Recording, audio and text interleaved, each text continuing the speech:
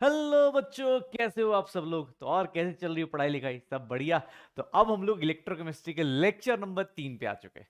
2 lectures में बहुत कुछ कर लिया है, बहुत कुछ कर लिया है। तो इसीलिए अब सर रिवीजन इंपॉर्टेंट होता है। जैसे जैसे आगे जाते जा रहे हैं, मैं देखता हूँ कमेंट्स में कि हाँ सर अब टेंशन हो रही है, अब चीजें हो रही है। अभी भी तेरे पास 2 महीने हैं। क्लियरली बता रहा हूँ, यहाँ कोटा में हम लोग बच्चों को देखते हैं, अभी भी मौका है सर। अभी भी अगर आप बैकलॉग में इस वीडियो को देख रहे हो तो भैया आप अपने हिसाब से टाइम देखो और चीज़ों को ट्राई करो, जितना हो सकता है, जितना फास्ट कर सकते हो कंप्लीट करो। क्योंकि जो बंदा सोच लेगा ना, जो बंदा अगर सोच लेगा कि प्रॉब्लम तो पता है सर, प्रॉब्लम का सॉल्यूशन निकालना है, तो सर वो सॉल्यूशन निकाल देगा। अदरवाइज सबको पता होता है कि प्रॉब्लम, सबको दुनिया में हर एक आदमी के पास प्रॉब्लम्स हैं, लेकिन सॉल्यूशन निकालने वाले बहुत कम होते हैं, इसलिए महान बनते हैं। सोचो एक बार गांधी जी के बारे में सोच के देख लो। जब उस टाइम पे वो जब लॉयर थे ब्रिटेन में, सोचो आज के टाइम पे बहुत सारे लोग इंडिया से बाहर नहीं जाते। वो उस टाइम पे लंदन जाके पढ़ाई करके आ रहे, उतने अफ्रीका जाके होता है ना बैरिस्ट्री करके आ रहे। और उसके बाद भी इंडिया जैसी जगह पे अपने को सर एक एक छोटे छोटे गांव में घूमना, एक एक छोटी छोटी चीजें करना, तो जाके आदमी, प्रॉब्लम उनको ही पता थी कि अंग्रेज नहीं छोड़ेंगे, लेकिन लगे रहे लगे रहे लगे रहे। 1917 से लेके सर 2000, सॉरी 2000 कह रहा हूँ, 1947 तक। छोटी छोटी चीजें हैं सर, उनको पता है। एक बार में फेल हुए, दूसरी बार फेल हुए, तीसरी बार फेल हुए, उनको लग गया कि नहीं यार अब 30 साल। सोचो 30 ईयर्स बहुत बड़ा टाइम होता है, बहुत बड़ा टाइम होता है। आपका कोई ड्रीम है, उसको अचीव करने के लिए 30 ईयर्स दिया। जो चाहते तो आराम से कहीं भी वो लंदन में या कहीं भी रह के अपना काम कर सकते थे, अपनी लाइफ एंजॉय कर सकते। उनके जैसे बहुत सारे लॉयर्स होंगे जो रह गए होंगे वहां पे। सोचो ना। तो इतना बड़ा सेक्रीफाइस खोजता है अगर बहुत बड़ा कुछ करना है तो। आपसे तो मैं ये नहीं कह रहा हूँ 30 साल, लेकिन आपसे मैं कह रहा हूँ बस अगले 2 महीने, 1 महीने, जो भी आपके टाइम बचा है, वो अपना बेस्ट दे दो। अपनी लाइफ का सबसे बेस्ट टाइम दे दो। क्यों? क्योंकि अगर वो तुमने दे दिया ना सर, अगर तुमने तुम्हारा टाइम अगर सही से यूटिलाइज कर लिया, तो मैं लिख के देता हूँ तुमसे, तुम्हारा रिजल्ट कोई छीन नहीं पाएगा। रिजल्ट उसी बच्चे का आता है जिसके अंदर डेडिकेशन होता है, जिसके अंदर डिसिप्लिन होता है, और जिसके अंदर डिस्कशन होता है कि हाँ सर मैं करूंगा, जो चाहे प्रॉब्लम आए करेगा। ठीक है, मैं बोलता हूँ बड़े भाई की तरह बता रहा हूँ, क्योंकि अब जो इस लेक्चर तक साथ में आया है ना, जो इस लेक्चर मेरे साथ आ गया यहाँ तक, ऑनेस्टली बताता हूँ बेटा, तू बहुत सही रास्ते पे है। अगर लगातार चल रहे हो और तुम्हें लग रहा है कि मैं कर रहा हूँ सब सही कर रहा हूँ, तो मैं तुम्हें बताना चाह रहा हूँ कि तुम बहुत सही रास्ते पे हो, इस लेक्चर तक आ गए हो। 10 चैप्टर, क्योंकि बहुत सारे लोग होते हैं जो पिछड़ते जाते हैं। ऐसा नहीं तुम ही यहाँ पिछड़ते हो, ऑनलाइन में पिछड़ते हो, ऑफलाइन में भी पिछड़ते हैं। ऑफलाइन में अगर 250 की क्लास है तो लास्ट तक आते आते, इलेक्ट्रोकेमिस्ट्री तक आते आते सर वो 100 रहेंगे, 80 रहेंगे, 70 रहेंगे, लेकिन वो जो बच्चे होंगे ना, वो रिजल्ट वाले बच्चे होंगे। अगर आप तब भी देख रहे हो, आज आप देख रहे हो लेक्चर्स को, इसका मतलब कि सर आप उन बचे हुए लोगों में से हो। 18 लाख लोग फॉर्म भरते हैं सर, सिलेक्शन आपको ही पता है कितने लोगों का होता है। हर एक साल कटअप बढ़ता जा रहा है। ट्राई कीजिए, जितनी सारी चीज़ें हो सकती हैं उतनी सारी चीज़ों को रिमेंबर करते जाइए, उतनी सारी चीज़ों को देखते जाइए। ठीक है।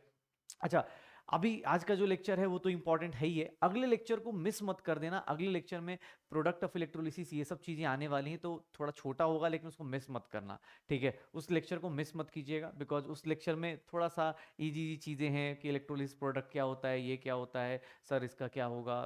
थोड़ा रट्टाफिकेशन है, बैटरीज में पढ़ा रहा हूँ, बैटरीज पढ़ाऊंगा, तो वो सब चीज़ें करूंगा, तो उसको मिस मत कर देना। क्योंकि ऑब्वियस आई नो कि वो थ्योरेटिकल कॉन्सेप्ट है, लेकिन यार पता होना चाहिए, क्योंकि एनसीईआरटी में गिवन है।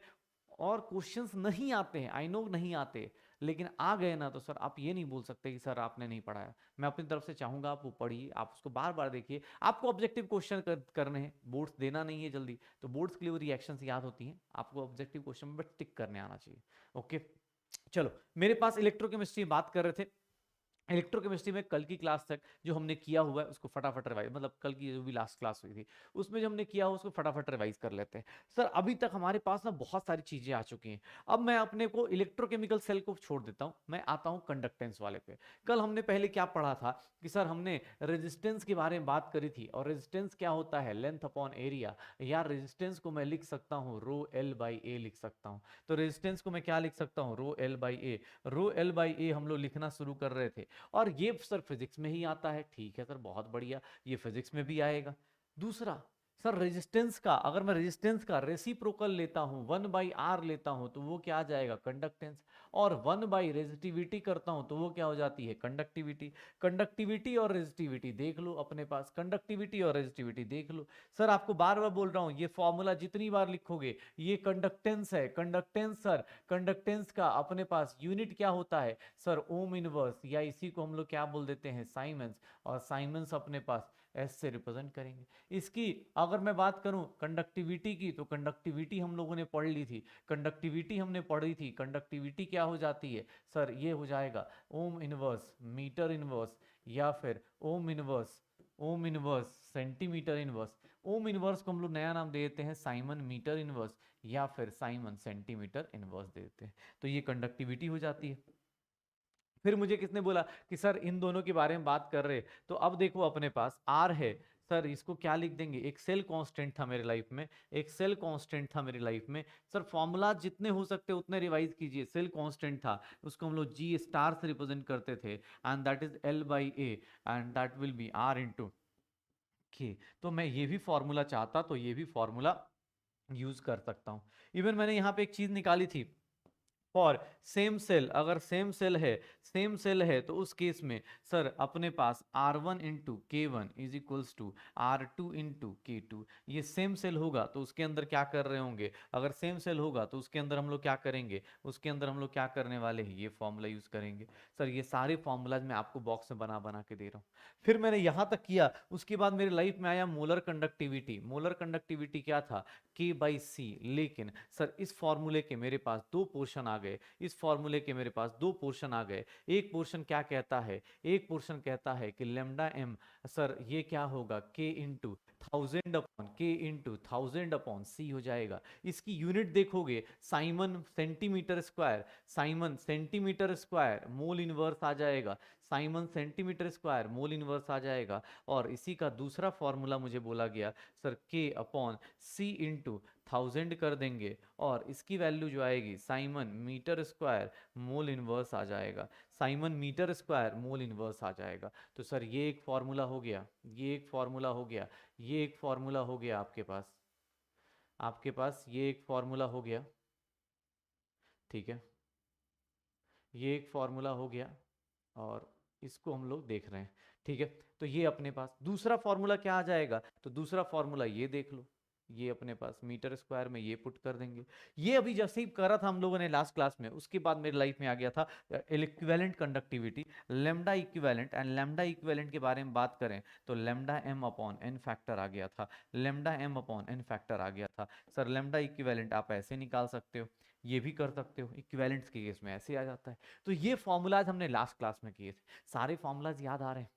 यूनिट्स का गेम याद है सर, के into C, K into C. Sir इसका यूनिट भी क्या हो जाएगा अपने पास, दो siemens metre square mole inverse equivalent inverse, और इसके केस में भी क्या हो जाएगा, इक्विवेलेंट इनवर्स के बदले Simon centimetre square equivalent inverse. तो ये छोटी छोटी चीज़ों को रिलेट कर लो कि यार मुझे ये चीज़ें रिलेट करनी है, रेजिस्टेंस ये होता है, कंडक्टेंस ये होता है, कंडक्टिविटी ये होती है, ये छोटी छोटी चीज़ें आपको फिनिश करनी थी।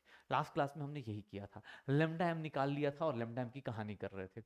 अच्छा अब ना सर क्वेश्चंस आते हैं, उससे पहले क्या किया है सर, वो सब भी याद दिलाऊं क्या, चलो मैं छोटा छोटा पोर्शन याद दिला देता हूँ, चलो कोई बात नहीं। इलेक्ट्रोकेमिकल सेल, सब छोटे भाई बहन है यार, सबको कुछ कुछ याद दिला देता हूँ ताकि चीजें ना कुछ कुछ याद रहें सबको। ई नॉट सेल निकालना है तो ई नॉट सेल में हम लोग क्या करते हैं, ऑक्सीडेशन पोटेंशियल कर देते हैं। ई नॉट सेल में क्या ले लेते हैं, ऑक्सीडेशन पोटेंशियल कर देते हैं, ऑक्सीडेशन पोटेंशियल कर देते हैं, किसका लेते हैं, एट ऑफ एनोड ले लेते हैं। ऑक्सीडेशन पोटेंशियल किसका लेते हैं, एनोड का। और oxidation potential of anode plus reduction potential किसका ले लेते हैं, रिडक्शन पोटेंशियल किसका ले लेते हैं, तो रिडक्शन पोटेंशियल हमारे पास आ जाएगा सर, रिडक्शन पोटेंशियल हम किसका लेंगे, एट कैथोड ऑफ कैथोड। तो ये हम लोग फॉर्मूला यूज करने वाले हैं, रिडक्शन पोटेंशियल ऑफ कैथोड।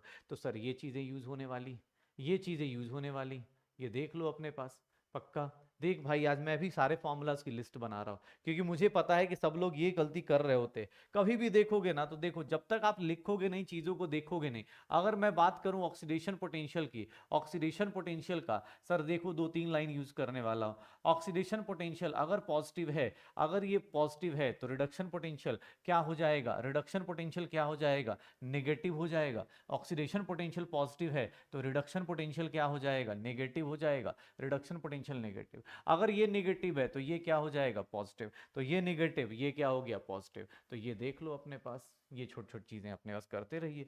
फिर किसने बोला सर एक काम करो ना, ऑक्सीडेशन रिडक्शन तो आपने बता दिया, अब मुझे दो तीन चीजें और बता दो। क्या क्या? तो सर ये देखो, किसने बोला sir oxidation potential is directly proportional to, oxidation potential is directly proportional to. Sir क्या होगा अगर किसी का ऑक्सीडेशन पोटेंशियल हाई है, उसका रिड्यूसिंग पावर क्या होगा? हाई होगा। उसका रिड्यूसिंग पावर क्या हो जाएगा? हाई हो जाएगा। उसका रिड्यूसिंग पावर क्या हो जाएगा? हाई हो जाएगा। और अगर किसी का रिडक्शन पोटेंशियल हाई है, अगर किसी का रिडक्शन पोटेंशियल हाई है, अगर किसी का रिडक्शन पोटेंशियल हाई है, तो उसका क्या हो जाएगा? रिडक्शन पोटेंशियल हाई है तो सर उसका ऑक्सीडाइजिंग पावर क्या होने वाला है? उसका ऑक्सीडाइजिंग पावर क्या होने वाला है? हाई होने वाला है। सर ये चीजें हमने बात कर ली थी और इसी के बारे में हम लोग डिस्कस कर रहे थे कि सर इसको और इसको देख लो अपने पास, ऑक्सीडाइजिंग और रिड्यूसिंग पावर। ठीक है, ऑक्सीडेशन पोटेंशियल से रिडक्शन पावर देखो, रिडक्शन पोटेंशियल से ऑक्सीडाइजिंग पावर देखो। फिर मुझे किसने बोला सर ये बात बताओ, नॉन्स्ट इक्वेशन क्या होता था? नॉन्स्ट इक्वेशन क्या होता था? तो नॉन्स्ट इक्वेशन में हम लोगों ने देखा था कि भाई साहब आप एक काम कर सकते हो, नॉन्स्ट इक्वेशन को याद करो तो हमारे पास क्या आ गया था? ई सेल आ गया था, and that is nothing E not cell minus R T upon N F L N K C Q C आ गया था। और इसी को मैं देखना शुरू करूं तो ई नॉट सेल ये क्या हो जाएगा? -2.303 R T upon sir n F L n Q C आ जाएगा। और अगर न्यूमेरिकल सॉल्व करना चाहते हो तो न्यूमेरिकल सॉल्व करने के लिए ये फॉर्मूला हम लोग नहीं लिखेंगे, E not cell -0.059 upon n log QC लिख देंगे। तो सर ये फॉर्मूला हमारी लाइफ में आया था नॉन्स्ट इक्वेशन का, नॉन्स्ट इक्वेशन का ये फॉर्मूला हमने किया हुआ था। पक्का? सर नॉन्स्ट इक्वेशन हो गया, इसके अंदर इक्विलिब्रियम कंडीशन लेके आ गए थे, इक्विलिब्रियम कंडीशन लेके आ गए थे कि सर एट इक्विलिब्रियम, इक्विलिब्रियम पे क्या हो जाता है? जैसे ही इक्विलिब्रियम पे पहुंचते हैं हम लोग की लाइफ में क्या हो जाता है? E cell becomes zero, E cell की वैल्यू क्या हो जाती है? Zero. E cell becomes zero, Q C becomes K C. तो सर ई नॉट सेल का वैल्यू देखेंगे तो क्या हो जाएगा? R T upon N F L n K C हो जाएगा, एल एन केसी हो जाएगा। या ई नॉट सेल निकालने जाएंगे तो सर ये हो जाएगा अपने पास, अगर मैं इसके बारे में बात करूं तो 0.059 अपॉन एन लॉग केसी हो जाएगा। और यहीं से हम लोगों ने एक नया फॉर्मूला डिराइव कर लिया था, यहीं से हम लोगों ने एक नया फॉर्मूला डिराइव कर दिया था, और वो क्या था? ये वाला।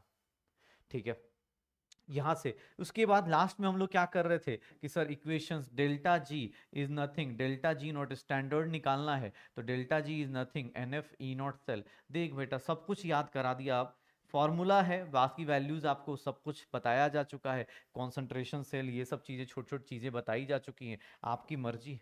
मैंने बोला था फिजिबल बैटरी है, अगर कोई फिजिबल बैटरी है, अगर कोई फिजिबल बैटरी है, अगर कोई फिजिबल सेल है तो फिजिबल सेल को पहचानने के तरीके बता देता हूं। Sir delta G nought cell का, डेल्टा जी नॉट सेल का less than zero, E not cell का पॉजिटिव ग्रेटर देन जीरो, और इक्विलिब्रियम कांस्टेंट क्या होना चाहिए अपने पास? ग्रेटर देन वन होना चाहिए। इक्विलिब्रियम कांस्टेंट क्या होना चाहिए? ग्रेटर देन वन होना चाहिए। तो ये चीजें आ जाएंगी। पक्का? तो यही था ओवरऑल, देखे तो इलेक्ट्रोकेमिकल सेल में इतने ही फॉर्मूले थे। देख भाई मैंने जानबूझ के बॉक्स बॉक्स बना के सब डाल दिया है, आपकी मर्जी है, आप खुद से ये शॉर्ट नोट्स बनाइए, जितना हो सकता है खुद से बनाइए, जितनी प्रैक्टिस करेंगे आप उतना ज्यादा स्ट्रांग बनते जाएंगे। क्योंकि आज अपने पास ज्यादा फॉर्मूलाज नहीं मिलेंगे, आज कल तो और ही ज्यादा इजी होने वाला है। उसके बाद एटॉमिक स्ट्रक्चर छोटा चैप्टर, सरफेस उससे और छोटा चैप्टर, सरफेस में तो मजे मजे में चीजें खत्म हो जाती हैं। ठीक है, तो ये चीजें ध्यान रखो अपने पास, लेमडा इक्विवेलेंट क्या होगा? लेमडा एम अपने अपॉन एन फैक्टर। अब देखो किसने बोला सर ये चीज तो आपने करा दी, चलो अब क्वेश्चन कर लेते हैं, छोटे से क्वेश्चंस कर लेते हैं। मैक्सिमम वर्क डन पूछ रहा है, मैक्सिमम इलेक्ट्रिकल वर्क डन कितना हो सकता है? इलेक्ट्रिकल वर्क डन, अब सोचो तुम पढ़ के आए, तुमसे ये क्वेश्चन पूछ दिया, सर मैक्सिमम वर्क डन जो होता है वो कैसे निकालते हैं? तो सर गिव्स एनर्जी आपको पता है, गिव्स एनर्जी क्या होती है? Minus N F E not cell. देख लो पढ़ा था, पहले से आता था, लेकिन सर वर्क डन का याद करोगे, गिब्स एनर्जी की डेफिनेशन यही थी, तो ये क्या हो जाएगा? माइनस, सर डैनियल सेल में कितने इलेक्ट्रॉन्स होते हैं? 2, एफ की वैल्यू कितनी हो जाएगी? 96500। ई नॉट सेल की वैल्यू कितनी है? 1.1 वोल्ट। सर इसकी वैल्यू पुट करेंगे किस में आ जाएगा? जूल्स में। कैलकुलेट करेंगे, कैलकुलेट करेंगे जितना भी आए इसकी वैल्यू कैलकुलेट कर दी जाएगी, तो इसकी वैल्यू कैलकुलेशन के बाद कितनी आएगी अपने पास? अगर इसकी वैल्यू कैलकुलेट करता हूं तो कितनी आएगी देख लो, 2 इंटू 96500 इंटू क्या आ जाएगा? 1.1, तो ये आ जाएगा 200, माइनस में अगर लिखना चाहूँ तो -212 0.3 किलो जूल्स। सर ये अपने पास क्या आ जाएगा, वर्क डन। ठीक है, मैक्सिमम वर्क डन। निगेटिव कोई क्यों नहीं लिया, तो सर ऑब्वियस है ना, डेल्टा जी ये वर्क ऑब्टेन्ड बोल रहा है, ऑब्वियस है work done by the system होगा तो नेगेटिव ही होगा। आपको यहां सिर्फ मैग्नीट्यूड लेना है। ये क्वेश्चन देखो, सेल कांस्टेंट का क्या यूनिट होता है, सेल कांस्टेंट का क्या यूनिट होगा, सेल कांस्टेंट का यूनिट क्या होगा सर, सेल कांस्टेंट किसको बोलते थे, लेंथ अपॉन एरिया को बोलते थे। अगर ये सेंटीमीटर है तो ये क्या होगा, सेंटीमीटर स्क्वायर, और इसकी वैल्यू क्या हो जाएगी, सेंटीमीटर इनवर्स। तो आंसर क्या आ जाएगा, ये आ जाएगा, ये अपने पास आंसर आ जाएगा। फिर देखो sir, correct expression for conductance of an electrolyte whose cell constant is A and resistivity is X. आप इसको छोड़ दो, पहले ना आप अपना बेसिक यूज करो। सर कंडक्टेंस का निकालना है, रेजिस्टेंस का फॉर्मूला क्या होता है, रो एल बाई ए होता है, इसी को हम लोग क्या बोलते हैं, इसी को सेल कांस्टेंट बोलते हैं। कंडक्टेंस का फॉर्मूला क्या हो जाएगा, आर की वैल्यू ये है, जी की वैल्यू क्या होगी, 1 अपॉन आर होगी। सर 1 अपॉन, तो ये क्या हो जाएगा सर, रो एल बाई ए लिख सकते हैं, और इसी को क्या बोलते हैं, रो L by A. Sir 1 upon रो की वैल्यू कितनी दी गई है, एक्स दी गई है, एल बाई ए को क्या लिखा गया है, ए लिखा गया है, तो कंडक्टेंस कितना हो जाएगा, 1 अपॉन एक्स इंटू ए। सोचो, सिंपल फॉर्मूला बेस्ड क्वेश्चन में भी आदमी फंस सकता है, ये बात प्रूव हो रही है। कैसे, तो देख लो, मैंने क्या बोला, G is nothing 1 upon R, G is nothing 1 upon R, तो 1 upon rho L by A क्या हो गया, 1 अपॉन एक्स इंटू ए। करते रहिए, पक्का श्योर हो। ये छोटे छोटे क्वेश्चन आप उठा उठा कर लो। देखो अपने पास ये क्वेश्चन, स्पेसिफिक कंडक्टेंस दिया हुआ है। स्पेसिफिक कंडक्टेंस का मतलब क्या होता है, कंडक्टिविटी कापा दी हुई है कितना, ऐसे तो यूनिट देख के भी आप बता सकते हो। सर क्वेश्चन देख लो, जो साथ में करना चाहते हैं भाई, आप साथ में करना चाहते हो तो आप कुछ नहीं, आप बगल में बस अपना रफ पेज लो, वीडियो पॉज करो, अटेम्प्ट करके देख लिया करो, ठीक है। कंडक्टेंस कितना है सर, कंडक्टेंस कितना है अपने पास, अगर मैं कंडक्टेंस की बात करूं तो कंडक्टेंस कितना है, 0.0268। सर ओम इनवर्स है, ये क्या है, ओम इनवर्स मतलब साइमन। कंडक्टेंस कोई पूछ रहा है, कंडक्टेंस दिया हुआ है, कंडक्टेंस दिया हुआ है, तो सर ये क्या पूछ रहा है आपसे कि आप सर सेल कांस्टेंट बता दीजिए। जी स्टार की वैल्यू आर इंटू क्या होता है, के, या फिर एल बाई ए हो जाता है। सर आर को क्या लिख सकता हूँ, 1 बाई जी इंटू क्या लिख सकता हूँ, के। तो कापा की वैल्यू कितनी दी गई है, 0.3568 डिवाइडेड बाई ये कितना हो जाएगा, 0.0268। सर कैलकुलेट करेंगे, 4 डेसिमल से 4 डेसिमल चला जाएगा, 4 डेसिमल से 4 डेसिमल चला जाएगा, 3568 अपॉन 268 आ जाएगा, और इसकी वैल्यू कितनी आ जाएगी, 13.31। सर देख लो अपने पास 13.31, पक्का। तो ऐसे छोटे छोटे चीजें करते रहिए, जी स्टार निकालते रहिए, जी स्टार आर इंटू के एल बाई ए, ऐसे ऐसे चीजें कर लो, हो जाएगा सर, पक्का। तो अब देखो छोटे छोटे क्वेश्चंस, अब चलो हम लोग थोड़ा पुराने चले जाते हैं, मतलब इलेक्ट्रोकेमिकल सीरीज को, पहले इलेक्ट्रोकेमिकल को याद रख लेते हैं, इलेक्ट्रोकेमिकल को देख लेते हैं। सर इसका स्टैंडर्ड ई नॉट सेल दिया हुआ है, जो लोग करना चाहते हैं भाई साहब आप वीडियो पॉज करके कर लीजिए, जो लोग करना चाहते हैं। सर स्टैंडर्ड इलेक्ट्रोड पोटेंशियल दिया हुआ है 2 वोल्ट, ई नॉट सेल कितना दिया हुआ है, 2 वोल्ट दिया हुआ है। सर इसकी वैल्यू निकालने को बोल रहा है, आर की वैल्यू इतनी है, फैराडे की वैल्यू आप इतना लेंगे। अब सर बताइए equilibrium constant, E not cell कितना होता है, ई नॉट सेल कितना होता है, तो सर अगर मैं बात करूं ई नॉट सेल की, तो ई नॉट सेल ई के फॉर्म में लेके आना है, तो ई नॉट सेल जो होगा R T upon L M K C होगा। ये देख लो, 2 आर की वैल्यू कितनी लेनी है, 8, टेम्परेचर कितना है 300। सर एन की वैल्यू कितनी होगी इस रिएक्शन में 2, और एफ की वैल्यू कितनी लेनी है 96,000। सर एल एन के सी, सर एल एन के सी, सर एल एन के सी, इसको सॉल्व करेंगे, ठीक है। ये कितना हो गया 4 टाइम्स 3 से, ये कितना हो जाएगा 32 टाइम्स। तो देख लो अपने पास 4 से ये कितना हो गया 8 टाइम्स, तो एल एन के सी की वैल्यू कितनी आ गई, एल एन के सी की वैल्यू 320 होगा, हाँ 320, 80 टाइम्स हो गया।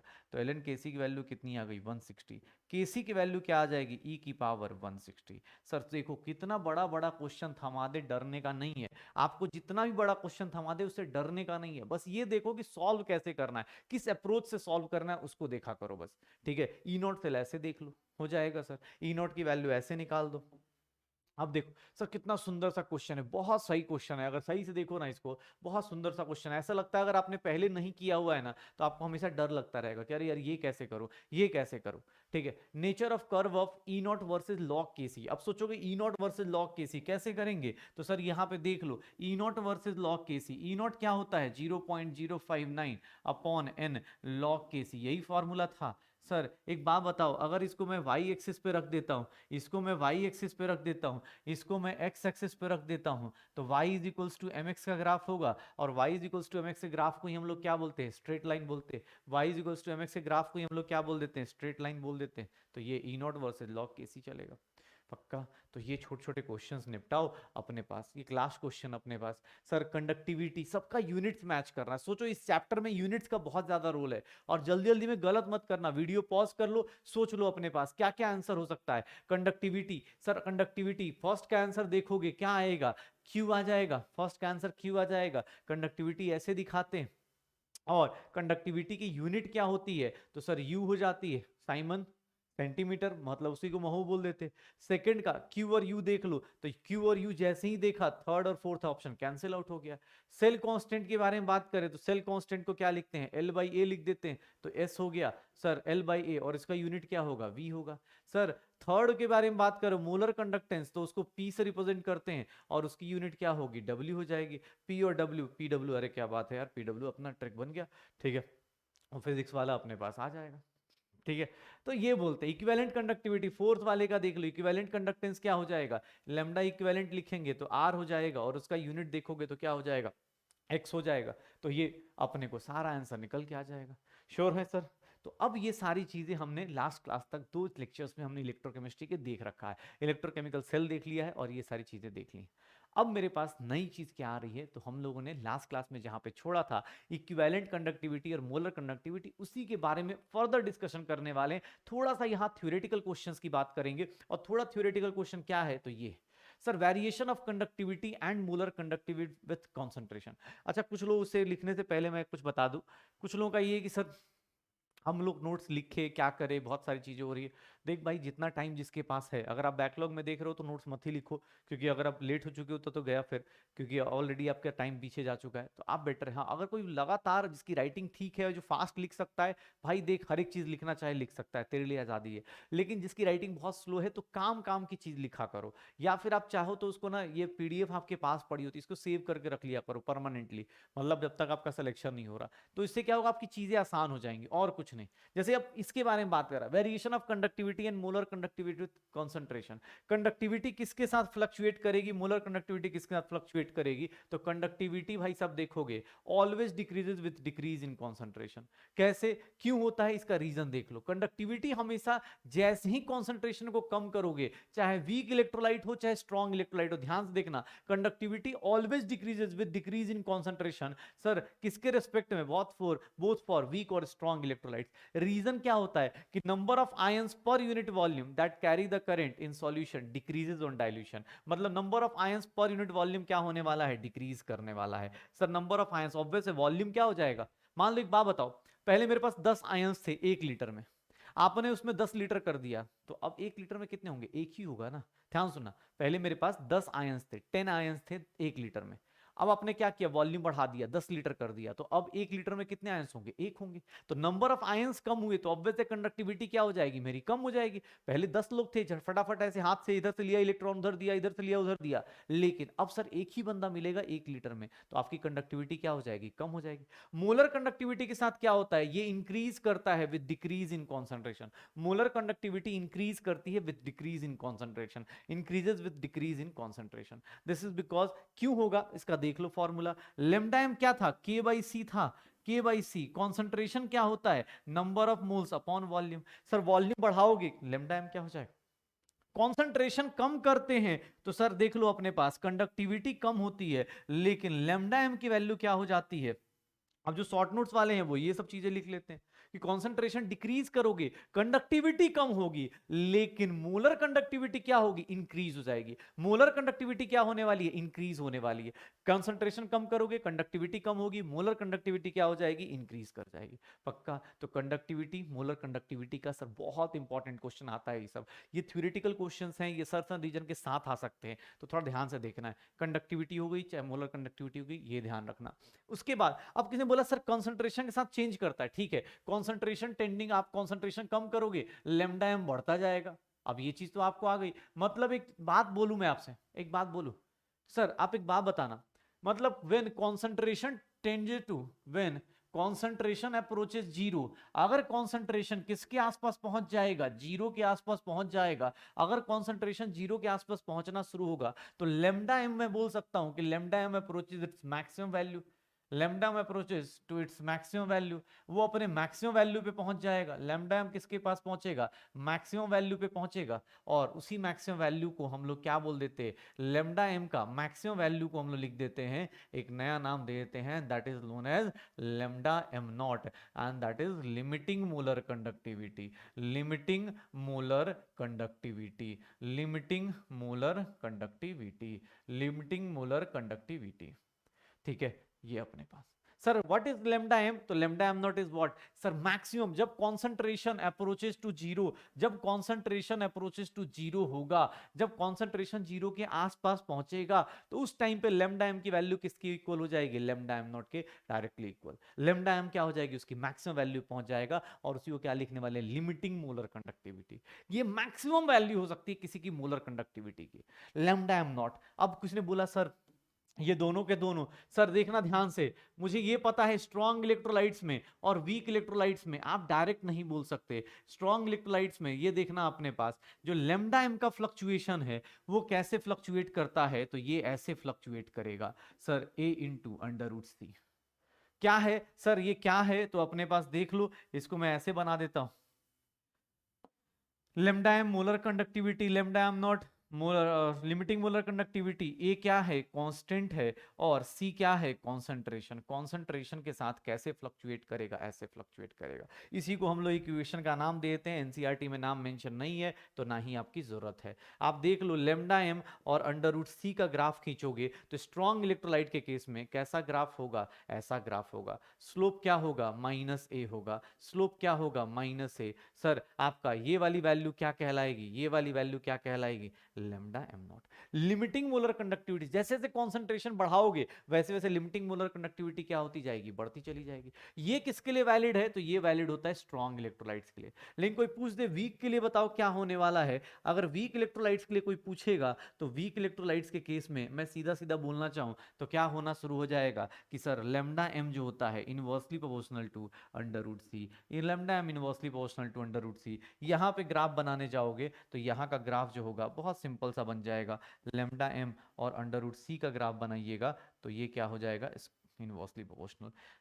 ये देख लो स्ट्रॉन्ग इलेक्ट्रोलाइट्स में और वीक इलेक्ट्रोलाइट्स में ग्राफ कैसे फ्लक्चुएट करता है, स्ट्रॉन्ग इलेक्ट्रोलाइट और वीक इलेक्ट्रोलाइट। अब ये मत बोलना है स्ट्रॉन्ग कौन है वीक कौन सा है, भाई अपना आयनिक वायनिक सब हो चुका है। अब आज के टाइम पे आपको पता है कि स्ट्रॉन्ग का अल्फा क्या होता है, डिग्री ऑफ डिसोसिएशन क्या होता है, 1 होता है। सर वीक का डिग्री ऑफ डिसोसिएशन क्या होता है, कम होता है। ये सब कुछ आपको पता है, ठीक है ना, सब कुछ आपको पता है। ठीक है, तो अब अपने पास चीजें रिलेट करने की कोशिश करो कि यार मैं ये चीजें कैसे कैसे कर सकता हूँ, किस तरह से हो सकती हैं। हो जाएगा सर, स्ट्रॉन्ग इलेक्ट्रोलाइट्स में ये होगा, वीक इलेक्ट्रोलाइट्स में ये होने वाला है। हो जाएगा सर। अब देखो क्वेश्चन कैसे आते हैं, जैसे ये क्वेश्चन दे दिया किसने, ये क्वेश्चन दे दिया, बोल रहा है कि सर बताइए ना मोलर कंडक्टिविटी और अंडर रूट सी ये किसकी फ्लक्चुएशन, ये किसका कौन सा ग्राफ दिख रहा है, ये किसका ग्राफ दिख रहा है, वीक इलेक्ट्रोलाइट का या स्ट्रॉन्ग इलेक्ट्रोलाइट का। सर मुझे वीक इलेक्ट्रोलाइट का दिख रहा है, ये क्वेश्चन का आंसर क्या आ जाएगा, CH3COH। क्यों, क्योंकि ये सब लोग स्ट्रॉन्ग है, यही एक इलेक्ट्रोलाइट है जो वीक है। कहीं भी क्वेश्चन ऐसा दे दिया जाए, कहीं भी क्वेश्चन ऐसा दे दिया जाए, अगर मैं एक और क्वेश्चन बगल में लिख देता हूं कि सर ये देख लो अपने पास, अगर ये ग्राफ ए का है और ये ग्राफ बी का है, और आपको ए और बी बोला जाए, ए और बी बोला जाए, ए और बी बोला जाए, तो ये अगर ए ऐसा दे दिया जाए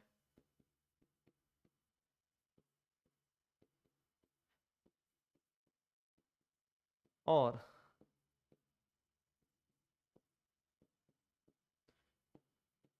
ऐसा ऑप्शन दे दिया जाए, आप खुद से सोच लो सर दोनों साइड क्या होने वाला है, कौन सा करेक्ट आंसर होगा, कौन सा करेक्ट ऑप्शन होगा। सर ये कौन सा इलेक्ट्रोलाइट का है, ये स्ट्रॉन्ग इलेक्ट्रोलाइट का है, ये दिख रहा है स्ट्रॉन्ग का, और ये किसका है, वीक है। अब इन दोनों में कौन सा स्ट्रॉन्ग है कौन सा वीक है मुझे बताने की जरूरत नहीं पड़नी चाहिए। सर कौन सा आंसर हो जाएगा, सेकंड वन। कौन सा आंसर हो जाएगा, सेकंड वन। वीक कौन सा है आपको ही पता है, एसिटिक एसिड क्या होगा, वीक इलेक्ट्रोलाइट। आप आयनिक थ्योरम पढ़ चुके हैं, आपको पता है, ये स्ट्रॉन्ग इलेक्ट्रोलाइट हो जाएगा सर। तो कंडक्टिविटी और मोलर कंडक्टिविटी कैसे फ्लक्चुएट करता है ये देख लेना, कंडक्टिविटी और मोलर कंडक्टिविटी कैसे फ्लक्चुएट करती है ये चीजें आप ऑब्जर्व कर लेना। सर कॉन्सेंट्रेशन के साथ कैसा होता है, लास्ट क्लास में हमने पढ़ लिया है अब क्या पढ़ने वाले, मुझे एक चीज पता चल गई, लिमिटिंग मोलर कंडक्टिविटी। आज एक नई चीज क्या आई है, लिमिटिंग मोलर कंडक्टिविटी। और लिमिटिंग मोलर कंडक्टिविटी क्या बोलता है, लिमिटिंग मोलर कंडक्टिविटी क्या बोलता है, ठीक है, लिमिटिंग मोलर कंडक्टिविटी क्या बोलता है, तो वो सर बोलता है मैक्सिमम वैल्यू, मैक्सिमम वैल्यू जो क्या कर रहा हो, जो क्या कर रहा हो, कोई भी बंदा दिखा रहा हो, मैक्सिमम वैल्यू जो कोई बंदा दिखाने की कोशिश करेगा, ठीक है, कोई बंदा दिखाने की कोशिश करेगा, वो मैक्सिमम वैल्यू कंडक्टिविटी की, यही होगा। कब करेगा, तो जब कॉन्सेंट्रेशन टेंडिंग टू जीरो हो जाए। किसने बोला सर ये ना लिमिटिंग मोलर कंडक्टिविटी कैसे निकालोगे, मोलर कंडक्टिविटी का फॉर्मूला तो आपको पता है कि लेमडा एम क्या करोगे, K by C. Limiting molar conductivity कैसे निकालोगे, लिमिटिंग मोलर कंडक्टिविटी कैसे निकालोगे, तो उसके लिए मैं क्या करने वाला हूं, एक नया लॉ लेके आने वाला हूं, and that is known as Kohlrausch's law of independent migration of ions. Kohlrausch's law of independent migration of ions, ये नया लॉ लेके आने वाला हूं, that is what Kohlrausch's law of independent migration of ions. इसमें क्या बोला जाता है, इसमें यह बोला जाता है कि अगर आप किसी इलेक्ट्रोलाइट का, ऑब्वियस इलेक्ट्रोलाइट की डिस्कशन कर रहे, अगर आप किसी इलेक्ट्रोलाइट का अगर आप निकालना चाहते हो, लेमडा एम नॉट निकालना चाहते हो, मान लो ए और बी का, तो सर आपको कुछ नहीं, इंडिविजुअल ए का अपना कंडक्टिविटी और इंडिविजुअल बी माइनस की अपनी कंडक्टिविटी, सर इन दोनों को सम कर दो, इन दोनों का सम कर दो, क्या आ जाएगा, कोहलार्स लॉ आ जाएगा। इन दोनों का सम कर दो, क्या आ जाएगा अपने पास, कोहलार्स लॉ आ जाएगा। ठीक है, इन दोनों को एक साथ रख दो और क्या हो जाएगा, कोहलार्स लॉ हो जाएगा। ठीक है, तो ये छोटी छोटी चीजें अपने पास आ जाएंगी।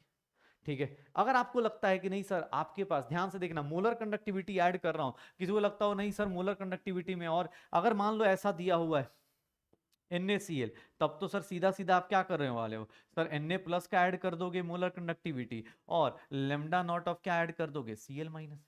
लेकिन अगर देखना ध्यान से, ये डिफरेंस याद रखना, सर अगर मैं कैल्शियम क्लोराइड को लेके आता हूं, तो यहां पे भी आप lambda naught of calcium plus 2 और 2 times lambda naught of Cl minus, क्यों किया भाई, क्योंकि दो दो क्लोरीन है, कंडक्टिविटी जो होगी ना वो क्लोरीन के कारण भी होगी, और दो क्लोरीन है तो ऑब्वियस उसको सबको काउंट करना पड़ जाएगा। तो सर मोलर कंडक्टिविटी में आपको क्या बोला गया, कैटायन और एनायन का अपना अपना पार्टिसिपेशन आप जोड़ दो, इसी को क्या बोल देंगे, कोहलार्स लॉ बोल देंगे, इसी को क्या बोल देंगे, Kohlrausch's law of independent migration of ions बोल देंगे। पक्का सर, याद रखना ये मोलर कंडक्टिविटी के लिए बोला गया है। अगर यहीं पे लेमडा इक्विवेलेंट बोला जाए अगर ए बी का, तो सर इसमें कुछ नहीं, lambda not of equivalent of A plus और lambda not of B minus. अगर इक्विवेलेंट के टर्म्स में बोला जा रहा है, ये देख लो अपने पास, ए टू बी भी बोला जाए तो ए टू बी का भी बोला जाएगा, तो यहाँ पे इक्विवेलेंट में आप ए प्लस और लेमडा नॉट बी माइनस। क्यों, इक्विवेलेंट के केस में सर आप मल्टीप्लाई डिवाइड नहीं करते हो, रीजन आपको रेडॉक्स में बताया जा चुका है। इक्विवेलेंट सबके इक्वल होते हैं, मोल्स अलग अलग हो सकते हैं, सर इसका 1 मोल होगा, इसका क्लोरीन का कितना मोल्स आएगा, यहाँ पे 2 मोल्स आएंगे। अगर CaCl2 लेता हूं यहाँ पे, अगर मैं CaCl2 लेता हूं यहाँ पे, तो सर कैल्शियम के अगर 1 मोल्स आएंगे तो क्लोरीन के कितने आएंगे, 2। लेकिन अगर सर मैं बोलता हूं कि इक्विवेलेंट निकालना है, ये देख लो अपने पास, लेमडा इक्विवेलेंट ऑफ CaCl2 निकालना है, तो इक्विवेलेंट में सर आप सीधा सीधा कैल्शियम प्लस 2 और lambda not of Cl minus. क्यों, क्योंकि सर इस तरह के इक्विवेलेंट्स में मोल्स कभी इक्वल हो सकते हैं, नहीं भी हो सकते हैं, लेकिन इक्विवेलेंट्स हमेशा इक्वल रहेंगे। तो इक्विवेलेंट्स में सीधा एडिशन करते हैं, 2 3 से मल्टीप्लाई नहीं करते। मोलर में क्या है कि मोल में अच्छा इसका 1 मोल है तो इसके 2 मोल्स बनेंगे, आपको 2 और 3 से मल्टीप्लाई करना पड़ जाएगा। पक्का, तो ये कोहलार्स लॉ है। कोहलार्स लॉ सिंपल सिंपल सी बातें करेगा। कोई बोले कि सर ऐसे बताइए, अरे कोई नहीं, आपको कोई बोल रहा है कि sir lambda am not of acetic acid या फॉर्मिक एसिड का बताओ, तो क्या करने वाले हो, लेमडा नॉट HCOO माइनस और क्या कर दोगे, lambda naught of H plus कर दोगे। सर को अपने पास किसने बोला, नहीं सर एक काम करो ना, अपने पास लेमडा नॉट ऑफ, अगर मैं ऐसा लिख दूं HCl लिख देता हूं, ठीक है, HCl लिख देता हूं, तो क्या होने वाला है, लेमडा नॉट ऑफ या HCl के बदले मैं कुछ और लिख देता हूं, मान लो HCl, चलो लिख दिया, lambda not of H plus, और यहाँ क्या आ जाएगा, lambda not of Cl minus आ जाएगा। श्योर हो, किसने बोला सर एक काम करो ना, अपने पास ऐसा भी तो कर सकते हैं, ऐसा भी तो हो सकता है कि मैं कुछ और भी लिखना चाहूं, lambda am not of Na2SO4 लेना चाहता हूं तो Na2SO4 क्या हो जाएगा, लेमडा नॉट, मैं सारा का सारा देखो मोलर कंडक्टिविटी निकाल रहा हूं तो सीधा सीधा ऐड करूंगा 2 टाइम्स Na प्लस और लेमडा नॉट ऑफ SO4 -2 हो जाएगा। तो ये छोटी छोटी चीजें आ जाएंगी, लेमडा एम नॉट Na2SO4 करता रहूंगा, Na2SO4 करता रहूंगा पक्का। तो ये सब छोटी छोटी चीजें हैं, करते रहो अपने हिसाब से। मुझे किसने बोला कि भाई ये अपने पास ये छोटी छोटी चीजें ऐड करनी, लेकिन हाँ अगर मैं देखना एक चीज करने वाला हूं अभी, मैंने आपको दे दिया है lambda am not of A B, इसकी वैल्यू मैंने दे दी X, lambda am not of मैंने आपको दे दिया बी सी, इसकी वैल्यू दे दी मैंने वाई। मैं आपसे पूछ रहा हूं lambda am not of A B की वैल्यू बताओ। सर ए बी कह रहा हूं, मैं आपको बोल रहा हूं कि आप ना मुझे किसकी वैल्यू बताओ, ए सी की वैल्यू बताओ। कैसे निकालोगे, देखना ध्यान से मैथमेटिकली कैसे निकलेगा, मैथमेटिकली कैसे निकलेगा, ये कैसे निकाल रहे होंगे हम लोग, ये मैथमेटिकली कैसे निकलेगा ये देख लीजिए कैसे आएगा। सर एक बात बताओ, जैसे रिएक्शंस ऐड करते थे ना वैसे ही ये देख लो, lambda not of B minus होगा। सर इसको क्या लिखोगे, lambda B not minus plus lambda C plus होगा, यही होगा शायद, यही होगा। इन दोनों को ऐड कर दो, या बी माइनस प्लस माइनस मत लिखो नहीं तो पता चला कंफ्यूजन हो रहा है। ए लिख दो और लेमडा नॉट ऑफ यहाँ क्या होगा बी, लेमडा नॉट ऑफ यहाँ क्या होगा बी, और यहाँ लेमडा नॉट ऑफ क्या लिख दो सी। इन दोनों को ऐड कर दो, एक काम करो ए सी का चाहिए ना, एक काम करना ए प्लस ये हो गया लेमडा नॉट ऑफ बी, और इसमें से क्या माइनस करना शुरू करो, नहीं है गड़बड़ हो रहा है ना, हाँ कुछ गड़बड़ हो रहा है, एक और ले लेते हैं lambda not of, lambda am not of यहाँ पे ले लेते हैं कौन सा सी डी ले लेते हैं, यहाँ ले लेते हैं कौन सा सी डी ले लेते हैं, इसकी वैल्यू क्या ले लेते हैं जेड, तो ये क्या हो जाएगा lambda not of C plus lambda not of D. मुझे किसने बोला कि सर एक काम कीजिए लेमडा एम नॉट ऑफ क्या निकाल दीजिए, तीन लोगों को लेना पड़ेगा, ए डी निकाल दीजिए, इसकी वैल्यू निकाल दीजिए। क्वेश्चन देखो अब सही हो गया, ये क्वेश्चन निकालना है तो कैसे निकालेंगे, तो कुछ नहीं सर एक काम करते हैं lambda not of A plus lambda not of B minus B, इसको plus lambda not of C plus lambda not of D, इनको ऐड कर दो और इसको क्या कर दो sir B plus lambda not of C, इसको माइनस कर दो। सर ये क्या हो जाएगा lambda not A plus B X हो जाएगा, इसको हमने जेड के साथ ऐड कर दिया और माइनस क्या कर देंगे वाई। तो ऐसे निकाल सकते हैं। कैसे किया, तो सर कुछ नहीं, लिखने का तरीका बस चेंज किया है, this plus this minus B और सी कर दो, बी और सी हटा दोगे आंसर आना शुरू हो जाएगा। तो ये छोटी छोटी चीजें अपने पास अटेम्प्ट करते रहिए सर, पक्का हो जाएगा। तो लेमडा एम नॉट ऐसे निकालते रहो।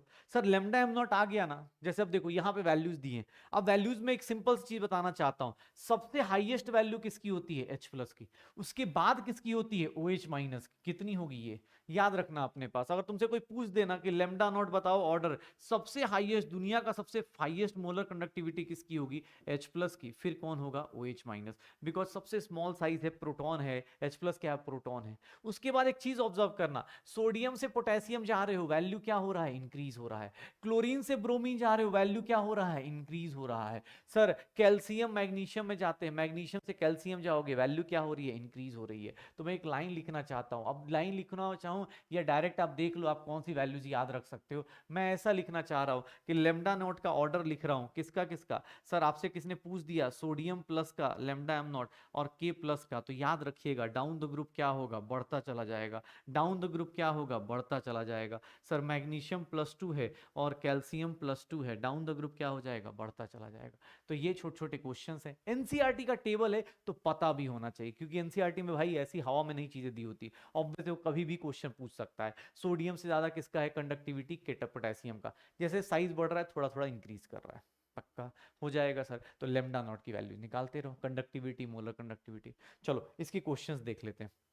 जैसे ये दिया गया है सर एल्यूमिनियम की कंडक्टिविटी दी गई है इनफाइनाइट डाइल्यूशन, इनफाइनाइट डाइल्यूशन एक minute, concentration approaches to zero को ही हम लोग क्या बोलते हैं, कॉन्सेंट्रेशन अप्रोचेस टू जीरो को ही हम लोग क्या बोलते हैं, कॉन्सेंट्रेशन अप्रोचेस जीरो को ही हम लोग क्या बोल देते हैं इनफाइनाइट डाइल्यूशन। क्योंकि सर इनफाइनाइट का मतलब यही हो गया ना कि आप इतना ज्यादा डाइल्यूट कर चुके हो कि सर सामने वाले का आप क्या हो चुका है इनफाइनाइट डाइल्यूशन, इसी वर्ड को बोलते हैं। आप सामने वाले को क्या ले रहे हैं इनफाइनाइट डाइल्यूशन पे ले रहे हो। जैसे यहाँ क्वेश्चन दिया हुआ है कि सर इसका लेमडा नॉट अपने पास सबके कंडक्टिविटी दी हुई है, lambda not of lambda naught of Al+3 दिया हुआ है कितना सर, अपने पास 189 दिया हुआ है, siemens centimetre square mole inverse, molar conductivity दी है। लेमडा नॉट ऑफ SO4 - 2 का दिया हुआ है and that is 160 Simon centimetre square mole inverse में दिया गया है। सर एक बात बताओ, लेमडा नॉट किसका निकालना है आपको, अगर इसका निकालना है Al2SO होल 4 थ्राइस का, मोल्स के केस में क्या करना पड़ेगा, मल्टीप्लाई करना पड़ेगा 2 टाइम्स Al+3 और 3 times lambda naught of SO4 - 2। Sir 2 times क्या करने वाले हैं 189 और प्लस 3 टाइम्स क्या करने वाले हैं 160। सर 2 टाइम्स 189 कितना हो जाएगा 480 और प्लस क्या हो जाएगा, ये कितना हो जाएगा 8, 9 2 8 है और ये कितना हो जाएगा 37। कितना आ गया अपने पास 8 5 और ये कितना हो जाएगा 858। क्या आंसर आएगा 858। Molar conductivity eight infinite dilution क्या आ जाएगा, ये आ जाएगा।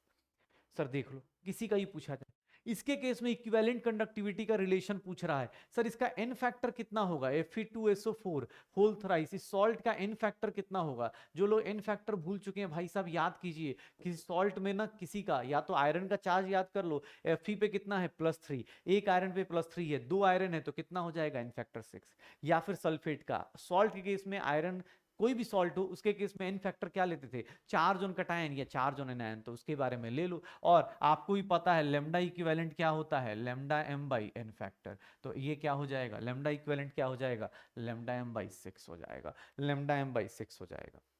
ये क्वेश्चन देखो एनसीईआरटी का क्वेश्चन है, थोड़ा सा लैंग्वेज बहुत सिंपल सी है, लेकिन हाँ क्वेश्चन जब पूछे जाएंगे तो बहुत अच्छे से पूछे जाएंगे। जैसे लेमडा m0 NaCl का दिया हुआ है, ये देखना अपने पास lambda m0 of NaCl, exam hall में आप पहली बार कहीं कर रहे हो तो इसको बस ऐसा लिख दो, ये सब टॉपिक्स ऐसे अभी आप बार बार जब बोर्ड्स के लिए भी करके आए होंगे, लेकिन हाँ ठीक है, इसकी वैल्यू कितनी दी है 126.4। लेमडा एम नॉट ऑफ अपने पास क्या दिया हुआ है HCl की वैल्यू कितनी हो जाएगी lambda naught H plus lambda not Cl minus, और इसकी वैल्यू कितनी हो जाएगी 425.9 हो जाएगी। Sir lambda am not of NaC मतलब सोडियम एसिटेट, ये कितना हो जाएगा सोडियम प्लस और acetate minus lambda naught of CS acetate minus AC minus, कितना हो जाएगा इसकी वैल्यू 91 आ जाएगी। यही होगा। तुमसे क्या बोल रहा है कि सर आप ना इसकी वैल्यू निकाल दो, lambda am not of HAC निकाल दो। HAC कैसे आएगा, H प्लस और AC माइनस चाहिए, H प्लस और AC माइनस चाहिए, कैसे मिलेगा। तो सर एक काम करते हैं, इसको दोनों को ऐड कर देते हैं, lambda am not of Cl minus, इन दोनों को ऐड कर देते हैं, और फालतू की चीज कौन सी आ रही है यहाँ पे, फालतू की चीज कौन सी आ रही है, ये फालतू की चीजें आ रही हैं, इसको माइनस कर देते हैं, lambda not of H plus और lambda not of Cl minus. ठीक है, तो ये वैल्यूज पुट कर दो, सॉरी H प्लस और Cl माइनस क्यों लिख दिया, Na प्लस Cl माइनस ना, lambda not of Na plus, ये प्लस माइनस कर दो, देख लो अपने पास, आप काट के देख लो सब कुछ पता चल जाएगा। वैल्यूज दी हुई हैं, एग्जाम के बहुत फेवरेट क्वेश्चंस में से एक है। HCl की वैल्यू कितनी दी है 425.9 दिया हुआ है, माइनस सॉरी प्लस ये कितना हो जाएगा NaCl का कितना, NaC का कितना हो जाएगा 91.0 माइनस ये कितना हो जाएगा 126.4। सर कैलकुलेट करेंगे 126.4 कैलकुलेट करेंगे अप्रोक्सीमेटली, सर कितना आ जाएगा अगर 425.9 अगर कैलकुलेट करते हैं, तो इस केस में देख लो 425.9 प्लस 91 प्लस अपने पास सॉरी माइनस कितना आ जाएगा 126.4, कितना आ रहा है 390.5 आ जाएगा, 390.5 आ जाएगा, तो ये कितना आ जाएगा 390.5। तो एनसीईआरटी का क्वेश्चन है, एग्जैक्ट सेम क्वेश्चन। अब देखो यहां पे देखना, मोलर कंडक्टेंस दी हुई है, ये बोल रहा है इक्विवेलेंट कंडक्टेंस बताओ, इक्विवेलेंट कंडक्टेंस कैसे निकालोगे, इक्विवेलेंट कंडक्टेंस कैसे निकालोगे। तो पहले एक काम करते हैं, मोलर कंडक्टेंस निकाल देते हैं, lambda am not of BaSO4 कैसे आएगा, lambda am not of BaSO4 कैसे आएगा, ध्यान से देखना, बेरियम यहां से आएगा और सल्फेट कहां से आएगा यहां से, तो इन दोनों को ऐड करना पड़ेगा, तो सर x1 प्लस x2 करना पड़ेगा, और माइनस में कितनी बार HCl को माइनस करना पड़ेगा 2 टाइम्स, क्यों, क्योंकि सर इसको ऐड करोगे इसके साथ तो 2 हाइड्रोजन 2 क्लोरीन ऐड हो रहा है, 2 हाइड्रोजन 2 क्लोरीन को ऐड करोगे। अब इसको आंसर मत दे देना, टिक कर देना, ये लेमडा एम आया, लेमडा इक्विवेलेंट निकालना है आपको किसका, BaSO4 का। लेमडा इक्विवेलेंट निकालने जाओगे तो क्या हो जाएगा सर, जो भी मोलर आ रहा है, जो भी मोलर आ रहा है डिवाइडेड बाई उसका एन फैक्टर। BaSO4 का एन फैक्टर कितना आ जाता है, BaSO4 का एन फैक्टर कितना आ जाता है, 2 आ जाता है। BaSO4 का एन फैक्टर कितना आ जाता है, 2 आ जाता है। तो निकालते रहो सर। क्वेश्चंस देखो अपने पास, जैसे ये क्वेश्चन दिया हुआ है, अब चीजें आप देख लो जितना ज्यादा हो सकता है रिलेट करो। कंडक्टिविटी दी हुई है, किसकी कंडक्टिविटी, सर कापा की वैल्यू दी हुई है कितना, एनसीईआरटी का क्वेश्चन है। एनसीईआरटी क्वेश्चंस को सर सीरियसली लीजिएगा, क्योंकि कभी भी आपकी जिंदगी में डायरेक्ट आ सकता है। सर क्या बोल रहा है, अच्छा हाँ रुको रुको रुको रुको रुको रुको, इस क्वेश्चन से पहले, इस क्वेश्चन से पहले एक चीज बतानी थी। इस क्वेश्चन से पहले सर, डिग्री ऑफ डिसोसिएशन निकालने का, अल्फा निकालने का बहुत सारा तरीका है, लेकिन अल्फा निकालने का एक तरीका आज आपको अपने पास पता चल जाएगा। Alpha is nothing lambda M upon lambda M nought. This is what, alpha निकालना है अगर किसी का, तो मोलर कंडक्टिविटी, मोलर कंडक्टिविटी और किससे डिवाइड कर दो, लिमिटिंग मोलर कंडक्टिविटी से डिवाइड कर दो, तो भी अपना आंसर आ जाएगा। मोलर कंडक्टिविटी और लिमिटिंग मोलर कंडक्टिविटी से डिवाइड कर दो तो आंसर आ जाएगा। Alpha degree of dissociation, sir आज के टाइम पे आपके पास 3-4 तरीके हैं, मैं आपको लिख के दिखा देता हूं। अल्फा निकालने के 2-3 तरीके आपको बताए गए हैं। अल्फा सर आपको मैं बताता हूं, ये तो हो गया ये अपने पास। अल्फा की वैल्यू निकालने जाओगे तो वे इक्विलिब्रियम में sir D minus D n-1 into D आ जाता है, या फिर theoretical molar mass minus observed upon n-1 into क्या आ जाएगा, ऑब्जर्व्ड। ये भी अल्फा का फॉर्मूला हो जाता है, ये भी अल्फा का फॉर्मूला होता है। सर आप निकालना चाहो तो बहुत सारे फॉर्मूले, सर आप अल्फा यहां से भी निकाल सकते हो, याद करो 1 माइनस n-1 अल्फा। और सर अब देखो चैप्टर सब के सब खत्म हो रहे हैं, तो इसीलिए सर ये किसके केस में था, डिसोसिएशन के केस में था, once upon a time solution के टाइम पे हमने पढ़ा था। और ये किसका पढ़ा हुआ था, एसोसिएशन के केस में पढ़ा हुआ था। तो सर ये भी फॉर्मूला दिमाग में रखिएगा, ये भी फॉर्मूला दिमाग में रखिएगा, कैसे कैसे यूज कर रहे हैं पक्का। तो आई की वैल्यू निकालते रहो, अल्फा की वैल्यू ऐसी आएगी, lambda M upon lambda M nought. चल चीजें करते रहो। सर आपको lambda upon lambda am not, molar conductivity upon limiting molar conductivity से क्या मिल जाएगा, अल्फा। और जैसे ही किसी का अल्फा मिला, अब जैसे इस क्वेश्चन में बोल रहा है dissociation constant of acid, sir equilibrium mix किया जा रहा है, आपको के की वैल्यू निकालनी है। सर आप क्या निकालते हो, C alpha square upon 1 minus alpha, याद है सर। वीक एसिड में डिसोसिएशन कांस्टेंट क्या होता था, यही होता था। पहले आप अल्फा निकालने की कोशिश करोगे, अल्फा कैसे आएगा, अल्फा कैसे आएगा, तो देख लो सर, इसका लेमडा एम नॉट दिया हुआ है कितना, 390.5 Simon centimetre square mole inverse. Sir इसका लेमडा एम निकाल देते हैं, लेमडा एम क्या होगा, के इंटू 1000 अपॉन सी। के कितना हो गया, के कितना हो गया 4.95 इंटू 10 की power -5 into 1000 divided by concentration कितना ले लूं सर, उसको 1028 इंटू 10 की पावर -3 ले लूं। तो सर ये अपने पास, मैं अपने देख लो अपने पास 4.95 डिवाइड बाई 1028 इंटू 10 की पावर -5 +3 हो गया, +3 ऊपर गया तो सर कितना हो जाएगा, 10 की पावर 1 हो जाएगा। और इसको मैं लिख सकता हूँ 49.5 1028। सर एग्जैक्ट आंसर, अब थोड़ा एनसीईआरटी है तो ऑब्वियस है मजे लेगा अब, लेकिन कोई बात नहीं यार, करना तो अपने को ही है, कर लेते हैं। क्योंकि एग्जाम हॉल में आ गया ना तो बहुत सही याद आएगा। 48.15। व्हाट इज अल्फा, अल्फा कैसे निकालोगे, lambda M upon lambda M not. Sir alpha की वैल्यू देख लो, अल्फा की वैल्यू देख लो, alpha is nothing 48.15 divide by कितना आ जाएगा 390.5, 390.5 48.15 डिवाइड बाई 390.5, 390.5 अल्फा की वैल्यू आ जाएगी 0.123, 0.123। अल्फा ये आ गया तो अब के की वैल्यू निकाल दो। कॉन्सेंट्रेशन कितना दिया है, इतना दिया है सर, वैल्यूज पुट करेंगे, अल्फा की वैल्यू निकालते रहो। अब कॉन्सेंट्रेशन को ऐसे लिखो, अल्फा का स्क्वायर, ये वैल्यूज पुट करो, एनसीईआरटी का क्वेश्चन है, छोड़ दो कोई दिक्कत नहीं। आपको बस मेथड देख लो कि आप इस मेथड को यूज कर पाओगे या नहीं यूज कर पाओगे। आप इसको मेथड को देख लो कि सर ये अल्फा निकाल दूंगा, अल्फा के बाद ये पुट कर दूंगा। एनसीईआरटी में क्या है कि न्यूमेरिकल बेकार होते हैं, ये बात मानते हैं सब लोग, लेकिन हाँ क्वेश्चंस अच्छे हैं, ठीक है। आपको कैलकुलेशन करने में थोड़ा हाथ पैर लगेंगे कि अरे यार दिमाग सर ज्यादा लगाना पड़ रहा है कैलकुलेशन, आप केमिस्ट्री भूल के न्यूमेरिकल्स में कैलकुलेशन में फंस जाओगे, वो अलग कहानी है। लेकिन देख लो कॉन्सेप्ट याद आ रहा है, उससे अपना काम कर लो। जैसे ये क्वेश्चन दिया हुआ है, ध्यान से देखो अपने पास फिर से, मोलर कंडक्टिविटी दी हुई है, डिग्री ऑफ डिसोसिएशन निकालना है। सर डिग्री ऑफ डिसोसिएशन निकालना है, किसके निकालना है डिग्री ऑफ डिसोसिएशन? देख ले भाई क्या करेंगे अपने पास, देख लो sir, lambda am not of HCOOH, lambda am not of HCOH कैसे निकालूंगा? तो सर HCOO माइनस और lambda not of H plus लेके आएंगे। सर दोनों की वैल्यूज दी हुई हैं, डायरेक्ट डायरेक्ट ऐड कर दें, 349.6 और ये कितना हो गया 54.6। सर ये 12 हो जाएगा, 9 4 13, 13 का एक क्या हो जाएगा 14, ये 10, ये 404, ये क्या आ जाएगा siemens centimetre square mole inverse, यही होगा शायद।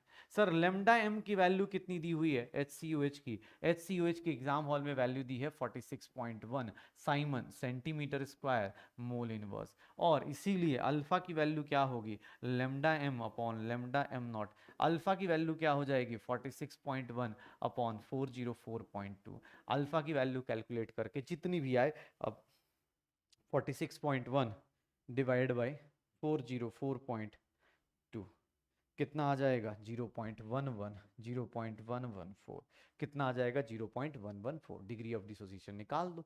तो चीजें अपने पास कैलकुलेट करते रहो। यहाँ पे क्वेश्चन दिया है, यहाँ पे भी अगेन डिग्री ऑफ डिसोसिएशन निकालना है, कैसे निकालेंगे? सर क्या दिया हुआ है, मोलर कंडक्टेंस दिया हुआ है, मोलर कंडक्टेंस दिया हुआ है, लेमडा एम कितना दिया हुआ है 9.54 Simon centimetre square mole inverse, यही है शायद।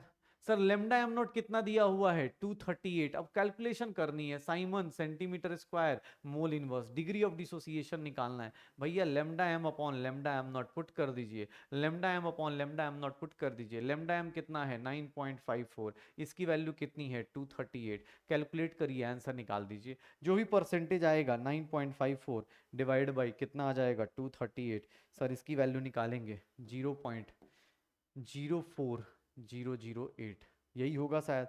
और इसको अब ऑब्वियस है अल्फा परसेंटेज में निकालना है, तो इसको किससे मल्टीप्लाई कर दीजिए? सर इसको मल्टीप्लाई कर दीजिए 100 से, तो आंसर कितना आ जाएगा 4.008 परसेंटेज।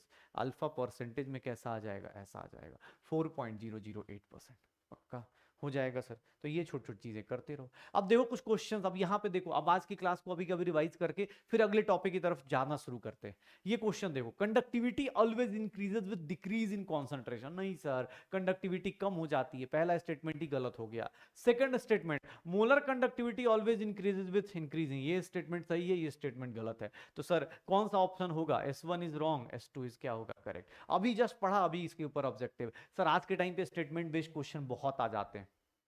क्वेश्चन देखो, इस क्वेश्चन को थोड़ा टाइम दो और करने की कोशिश करो, इस क्वेश्चन को थोड़ा टाइम दीजिए और करने की कोशिश कीजिए, क्या होगा इस क्वेश्चन में, क्या हो रहा होगा इस क्वेश्चन में, क्या करना शुरू करेंगे हम लोग। मोलर कंडक्टेंस दिया हुआ है AgNO3 AgCl एंड NaCl का, ये दिया हुआ है।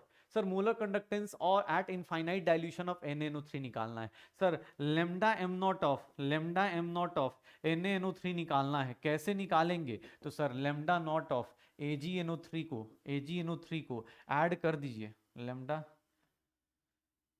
Lambda am not of AgNO3, sir इसको ऐड कर दीजिए किसके साथ, lambda am not of NaCl के साथ। क्यों? क्योंकि सर Na प्लस हो गया और AgNO3 से NO3 हो गया, माइनस किसको कम कर दीजिएगा सर, आपके पास एक्स्ट्रा कौन हो रहा है, Na तो यूज हो गया, NO3 यूज हो गया, Ag और Cl बचा हुआ है ना, एक काम करो इसको पुट कर दो, आंसर आ जाएगा। सर सबकी वैल्यूज दी हुई हैं, कितना दिया हुआ है इसका 116.5 दिया हुआ है, NaCl का कितना दिया है 1110.3 और माइनस 121.6, तो ये कितना हो गया 8 हो गया, ये 6 हो गया, ये 2 हो गया और ये क्या हो गया 2 माइनस 121.6, ये क्या हो गया 0.2, ये क्या हो गया 6 माइनस 1 5 और ये 0 और ये कितना होगा 105.2, क्या आंसर आ जाएगा? ये आ जाएगा। तो मोलर कंडक्टेंस ऐसे आ जाएंगे। Sir electrolytic conduction differs from metallic conduction, electrolytic conduction differs from metallic conduction, last class में पढ़ा था। मेटालिक कंडक्शन फिजिक्स वाला है, इलेक्ट्रोलिटिक कंडक्शन केमिस्ट्री वाला है। यहाँ पे क्या हो रहा होता है सर, पहले वाले केस में मतलब इसके केस में इलेक्ट्रोलिटिक कंडक्शन के बारे में बात कर रहा है, दो लोगों का स्टेटमेंट दिया है, अब क्वेश्चन में देखना फॉर्मर लिखा हुआ है, तो मतलब पहले वाले के बारे में बात कर रहा है। Electrolytic conduction differs from metallic conduction, क्यों? क्योंकि सर इसका रेजिस्टेंस क्या होता है, डिक्रीज करता है, जैसे जैसे आप टेम्परेचर बढ़ाओगे इसका रेजिस्टेंस क्या होगा, डिक्रीज करेगा, कंडक्टिविटी क्या हो जाएगी, बढ़ जाएगी, इसका रेजिस्टेंस क्या होता है, कम हो जाता है। कंडक्शन इंक्रीज करता है। क्यों? क्योंकि सर टेम्परेचर बढ़ाओगे तो सर जो इलेक्ट्रोलाइट्स होते हैं वो जल्दी जल्दी डिसोसिएट होते हैं, और जल्दी जल्दी डिसोसिएट होंगे तो जल्दी जल्दी मूवमेंट करेंगे, तो उनकी कंडक्शन बढ़ती है, रेजिस्टेंस क्या हो जाती है? डिक्रीज कर जाती है। कंडक्शन बढ़ेगी, रेजिस्टेंस क्या हो जाएगा? डिक्रीज हो जाएगा। पक्का हो जाएगा सर। तो ये मेरा मेरा सेकंड पार्ट अपने पास फिनिश हो चुका है। पहले हमने इलेक्ट्रोकेमिकल सेल किया, आज हम लोग क्या बात कर रहे हैं? इलेक्ट्रोकेमिकल सेल के बाद कंडक्टेंस को फिनिश किया। सर तीसरे लेक्चर में हैं हम लोग, दो पार्ट हमने फिनिश कर रखा है, अब तीसरा पार्ट देखने वाले हैं, और तीसरे पार्ट में आज अपने पास लेक्चर देखेंगे, तीसरे पार्ट की बात करेंगे। तो आज के लेक्चर में और क्या आने वाला है वो देख लेते हैं। तीसरे पार्ट की बात करते हैं, तीसरा पार्ट कैसा दिखेगा। तीसरे पार्ट से आने से पहले सर सबसे पहली क्लास याद करो। सबसे पहली क्लास में मैंने शायद यही बताया था, सबसे पहली क्लास में मैंने यही बताया था कि सर आप दो टाइप के सेल बनाते हो, दो टाइप के सेल बनाते हो, और दो टाइप के सेल जो होते हैं, दो टाइप के जो सेल होते हैं वो कैसे होते हैं ये देख लो। सर एक होता है इलेक्ट्रोलिटिक सेल और एक होता है गैल्वेनिक सेल। इलेक्ट्रोलिटिक सेल में क्या होता है कि सर अब इलेक्ट्रिकल एनर्जी को किस में कन्वर्ट करोगे? केमिकल एनर्जी में। याद करो पहली क्लास में यही लिखा था, और इसी को डिफरेंस को फिर से देख रहे। यहां गैल्वेनिक सेल में क्या था? केमिकल रिएक्शन की एनर्जी को किस में कन्वर्ट किया था आपने? इलेक्ट्रिकल एनर्जी में। सर यहां एनोड क्या होता है? पॉजिटिव। यहां एनोड हमने एक नेगेटिव पढ़ा था, कैथोड क्या पढ़ा था? पॉजिटिव। सर उसका जस्ट अपोजिट यहां पे आ जाएगा, यहां पे जस्ट अपोजिट आ जाएगा। आप देख लो अपने पास जैसे जैसे आपको मिलता जाए, ये देख लो। सर यहां पे अपने पास पहला ऑप्शन तो ये था। दूसरा क्या हो जाएगा? सर दूसरा अपने को ये मिल जाएगा कि भाई साहब इनका जो कैथोड है और इनका एनोड है वो अलग अलग कहानी कर रहा होगा। सर यहां पे आयंस क्या होते हैं? इलेक्ट्रोलिटिक सेल में दोनों इलेक्ट्रोड्स पे काम करते हैं। क्यों? क्योंकि यहाँ ऑक्सीडेशन रिडक्शन हम ही करा रहे होते हैं, हम ही खुद से ही लगे होते हैं कि भाई रिएक्शन कर रिएक्शन कर रिएक्शन कर, तो हम ही खुद से करा रहे होते हैं, इसलिए हमारे पास आयंस दोनों इलेक्ट्रोड्स पे होंगे, वहां सिर्फ कैथोड पे होगा। और अगर इसके बारे में बात करूंगा तो इसके बारे में देखोगे तो ये क्या हो जाएगा? ऐसा हो जाएगा। सर ये देख लो, अगर इलेक्ट्रोड्स इनर्ट हैं तो यहाँ पे इलेक्ट्रोलाइट्स का कंडक्शन धीरे धीरे टेम्परेचर करंट के साथ साथ क्या हो रहा होता है? डिक्रीज करता है। लेकिन सर यहाँ पे अपने पास अलग कहानी चल रही होती है। यहाँ पे एक ही कंपार्टमेंट में दोनों को रखते हैं, यहाँ अलग अलग रखते हैं। गैल्वेनिक सेल और इलेक्ट्रोलाइटिक सेल में एक बेसिक डिफरेंस बता रहा हूँ। अभी इलेक्ट्रोलिसिस करने वाले हैं तो उसमें देखेंगे और क्या क्या चीजें आती हैं, कैसे कैसे चीजें आती हैं। लेकिन हाँ एक बेसिक डिफरेंस बता रहा हूँ कि गैल्वेनिक सेल और इलेक्ट्रोलिटिक सेल का एक बेसिक डिफरेंस ये होता है, कैथोड एनोड का चार्ज अलग होता है, दोनों को एक साथ रख सकते हैं, इसमें अलग अलग रखना पड़ता है। इसमें केमिकल एनर्जी इलेक्ट्रिकल एनर्जी में जा रही है, यहाँ स्पॉन्टेनियस केमिकल रिएक्शन है उसको इलेक्ट्रिकल में कन्वर्ट कर रहे हैं, वहां इलेक्ट्रिकल को किस में कन्वर्ट कर रहे हैं? केमिकल में कन्वर्ट कर रहे हैं। तो ये छोटी छोटी चीजें हम लोग कर सकते हैं, हो जाएगा। चलो अब देखो मेरे पास, अब मेरे पास जो थर्ड चीज आती है वो है इलेक्ट्रोलिसिस। इलेक्ट्रोलिसिस क्या होता है? सीधी सी बात है, जो रिएक्शन खुद से नहीं हो रही है, जैसे पानी का डिकम्पोजिशन है, पानी खुद से डिकम्पोज नहीं होता, वाटर खुद से डिकम्पोज नहीं होता, वाटर को क्या करना पड़ता? डिकम्पोज करना पड़ता है। हम ना खुद से भिड़ जाते हैं कि भाई तुझे करना ही पड़ेगा करना ही पड़ेगा, वो वाली कहानी आ जाती है। तो वाटर के केस में क्या होता है, या कोई भी नॉन स्पॉन्टेनियस रिएक्शन अगर खुद से हो रही है तो उसके अंदर हम क्या करते हैं? खुद से इलेक्ट्रोलिसिस करवाते हैं, मतलब सर डिकम्पोज कराते हैं by passing electrical current through the solution. इसी को हम लोग क्या बोलते हैं? इलेक्ट्रोलिसिस बोलते हैं। या फिर हम बोल सकते हैं इसके केस में, इलेक्ट्रोलिसिस के केस में, यहां पे देख लो सर, इसको इलेक्ट्रोलिटिक सेल जिस ऑपरेटर्स में होता है उसको हम लोग क्या बोलना शुरू कर देते हैं? इलेक्ट्रोलिटिक सेल बोल देते हैं। उसको हम लोग क्या बोलना शुरू कर देते हैं? इलेक्ट्रोलिटिक सेल बोलना शुरू कर देते हैं। केमिकल चेंज हम करवाते हैं, तुम्हें नहीं करने की जरूरत। इससे पहले जितने लोग थे उनमें खुद ही जिंक खुद से ऑक्सीडाइज कर रहा है, कॉपर खुद से रिड्यूस हो रहा है, इस बार हम नहीं कर रहे, मतलब वो खुद से ही हो रहा था। अब की बार हम बोल रहे हैं नहीं नहीं भाई तुझे मैं कराऊंगा रिड्यूस, मैं तुझे कराऊंगा ऑक्सीडाइज, मैं तुझे कराऊंगा रिड्यूस, मैं तुझे कराऊंगा ऑक्सीडाइज। तो ये छोटी छोटी चीजें आएंगी, और इसीलिए इलेक्ट्रोलिसिस जो है थोड़ा इंपॉर्टेंट हो जाता है। कल की क्लास में इसके और भी प्रोडक्ट ऑफ इलेक्ट्रो, आज ही कर दे क्या? नहीं लंबी क्लास हो जाएगी, छोड़ दो। ठीक है, कल थोड़ी छोटी क्लास रख लेंगे यार, देखते हैं एटॉमिक स्ट्रक्चर वाले में डाल देंगे। ठीक है, एटॉमिक स्ट्रक्चर वाले में देख लेंगे, जैसा भी होगा। ठीक है, आप अपने हिसाब से देख लो।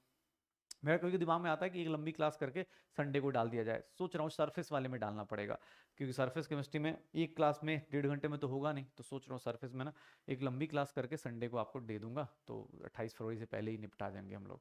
ठीक है, चलो।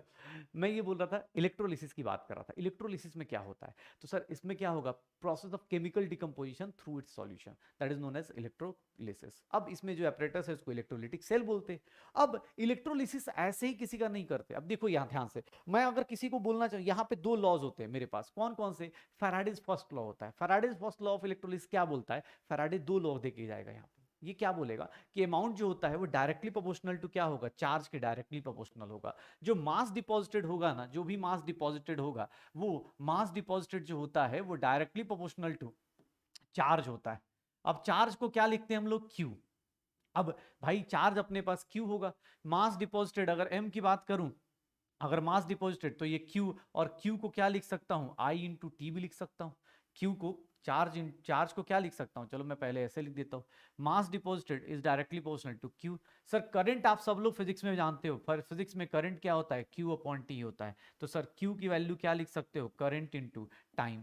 Q का यूनिट क्या होगा, कूलम। ये कूलम यूनिट कब होता है, जब करंट किस में रहे, एम्पियर में रहे। करंट किस में रहे, एम्पियर में, और टाइम किस में रहे, सेकंड में। ठीक है, तो ये यूनिट ध्यान रखना, ये यूनिट ध्यान रखना अपने पास, ये यूनिट ध्यान रखना। ठीक है, ये यूनिट ध्यान रखो अपने पास, Q is equal to what, I into T. अच्छा, किसी ने बोला सर डायरेक्टली प्रोपोर्शनल है, तो यहाँ पे हम लोग क्या करते हैं, ये देख लो अपने पास, इसको हम लोग आई इंटू टी लिख सकते हैं। और जैसे ही मैं बोलूंगा मास डिपॉजिटेड, तो यहाँ पे एक लिखा जाता है Z into I into T, Z into I into T. What is Z, अभी ये देखेंगे, what is Z, what is Z, where Z is electrochemical equivalent, electrochemical equivalent. Electrochemical क्या लिख देंगे, इसको हम लोग इक्विवेलेंट लिख देंगे। इलेक्ट्रोकेमिकल क्या लिख देंगे, इक्विवेलेंट लिख देंगे। कैसे, तो Z की जो वैल्यू होती है वो क्या होती है, molar mass, molar mass divided by n factor into Faraday, मतलब molar mass upon NF। Sir molar mass upon n को ही क्या बोल देते हैं, इक्विवेलेंट मास भी बोल देते हैं। इक्विवेलेंट मास डिवाइडेड बाय क्या लिख दूंगा, इक्विवेलेंट मास डिवाइडेड बाय क्या होने वाला है, फैराडे। ठीक है, इक्विवेलेंट मास डिवाइड बाय क्या हो जाएगा, फैराडे हो जाएगा। इक्विवेलेंट मास डिवाइड बाय क्या हो जाएगा, फैराडे हो जाएगा। इक्विवेलेंट मास डिवाइड बाय क्या हो जाएगा, फैराडे हो जाएगा। पक्का, तो equivalent mass divide by Faraday. Z क्या है, इलेक्ट्रोकेम, मतलब अगर मुझसे कोई फाइनल फॉर्मूला पूछे तो मास कितना डिपॉजिट होता है किसी का, मास डिपॉजिटेड क्या लिखने वाला हूं, तो मेरे पास देख लो, मेरे पास फॉर्मूला है molar mass upon NF into I into T. Sir यहाँ पे आई किस में लेंगे, एम्पियर में, आई किस में होगा, एम्पियर में। टाइम किस में होगा, सेकेंड्स में। एम क्या है, n factor, number of electrons lost और gain, number of electron lost कर रहे हो या गेन कर रहे हो जो भी है। और एफ क्या है, फैराडेज कांस्टेंट। एम क्या है, मोलर मास, यही होगा शायद। पक्का, तो मास डिपॉजिटेड का ये फॉर्मूला है, सीधा सीधा वैल्यूज पुट करो, आंसर निकालते रहो। जैसे कोई, अब देखो क्वेश्चन कुछ भी हो सकता है, ये जेड की वैल्यू पूछ दे, क्यू की वैल्यू पूछ दे, आई की वैल्यू पूछ दे, किसी का भी वैल्यू पूछा जा सकता है, निकालते रहो। जैसे ये क्वेश्चन दिया हुआ, number of faradays required to liberate 8 gram of hydrogen. एक बात बताओ, 8 ग्राम हाइड्रोजन लिबरेट कराना है, 8 ग्राम हाइड्रोजन लिबरेट कराना है, 8 ग्राम हाइड्रोजन कैसे लिबरेट होगा। सर इसका मतलब ये हो रहा होगा ना, लिबरेशन, हाइड्रोजन निकालना है, तो इसका मतलब क्या हो रहा होगा sir, 2H plus, 2 electron gain करके यही कर रहा होगा। पक्का, सर या ध्यान से देख लो अपने पास, इसका 1 मोल, या फिर मैं बोल दूं 1 मोल ऑफ हाइड्रोजन, या फिर मैं बोल दूं 2 ग्राम हाइड्रोजन के लिए, ध्यान से देखना अपने पास। सर इसके कितने चार्ज रिक्वायर्ड है, charge of 2 mole of electrons are required, 2 mole of electron is required. Sir ध्यान से देख लो कैसे किया, तो सर इसको चार्ज ऑफ 2 मोल को क्या लिखते हैं हम लोग, 2 फैराडे लिख सकते हैं, 2 फैराडे लिख सकते हैं, क्योंकि 1 मोल के ऊपर जो चार्ज होता है उसी को क्या बोलते हैं, फैराडे बोलते हैं। 1 मोल इलेक्ट्रॉन के ऊपर जो चार्ज होता है उसी को क्या बोलते हैं, फैराडे बोलते हैं। ये देख लो, 1 मोल हाइड्रोजन लिबरेट कराने के लिए या 2 ग्राम हाइड्रोजन लिबरेट कराने के लिए कितने चार्ज की जरूरत पड़ती है, 2 मोल इलेक्ट्रॉन्स की। पक्का, तो उसी को क्या बोल देंगे, 2 फैराडे। और 2 फैराडे 2 ग्राम के लिए, तो एक बात बता, अब एक बात बताना, 8 ग्राम के लिए मैं यूनिटरी मेथड से करना चाहूँ, 2 gram hydrogen is liberated bye, 2 gram hydrogen is liberated bye, 2 gram hydrogen is liberated bye, sir कितना होगा, 2 फैराडे। तो 1 ग्राम के लिए कितना हो जाएगा, 2 फैराडे/2। और ये अपने पास 8 ग्राम के लिए कितना हो जाएगा, 8 ग्राम के लिए कितना हो जाएगा, 2 फैराडे/2 इंटू क्या हो जाएगा, 8। सर ये कितना हो गया, क्या आ जाएगा, 8 फैराडे आ जाएगा। सर कितना फैराडे आएगा, 8 फैराडे आएगा। पक्का, सर इलेक्ट्रॉन्स का लिखना शुरू कर दो, और कुछ नहीं। Number of electrons in electrochemical electro deposition of 63.5 gram copper from copper sulphate. एक बात बताओ, कॉपर सल्फेट में कॉपर के ऊपर क्या चार्ज होगा, कॉपर सल्फेट पे कॉपर के ऊपर क्या चार्ज होगा, कॉपर +2। ये 2 इलेक्ट्रॉन लेके क्या बनाएगा, कॉपर बनाएगा। ये 1 मोल कॉपर डिपॉजिट होने के लिए 1 मोल कॉपर, या इसी को लेंगे 63.5 ग्राम कॉपर, इसके लिए कितना सर, कितना इलेक्ट्रॉन्स रिक्वायर्ड हैं, कितने सर, 2 मोल इलेक्ट्रॉन रिक्वायर्ड हैं, 2 mole of electron, charge of 2 mole of electron required है। Sir number of electrons required कितने हो जाएंगे, number of moles of electron required कितने हो जाएंगे, 2 मोल्स, और 2 मोल्स को ही हम लोग क्या लिखने वाले हैं, 2 मोल्स को ही हम लोग क्या लिखने वाले हैं, 2 इंटू 6.022 इंटू 10⁻23। सर ये कितना हो जाएगा, 12.044 इंटू 10⁻23। बस कर दो, यही हो गया सर, ये आंसर आ जाएगा।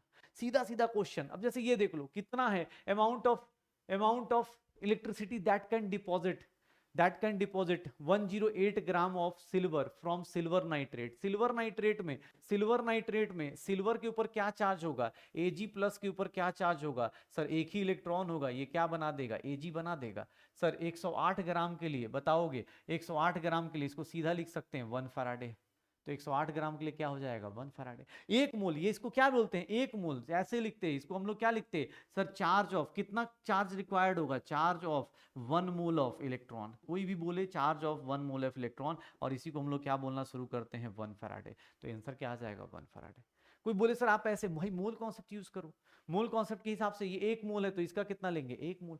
कोई भी चीज अगर कहीं भी ऐसा दिया हुआ है, किसी को लगता है अरे सर कैसे, एक बात बताओ, मान लो ऐसा दिया हुआ है, ये ध्यान से देखना, A+2 है, ये 2 इलेक्ट्रॉन लेके क्या बना रहा है A, तो एक बात बताना, इसका 1 मोल मैं ऐसा लिख सकता हूं क्या, देखो स्टैचमेट्री याद करो, मैं ऐसा लिख सकता हूं क्या, for 1 mole deposition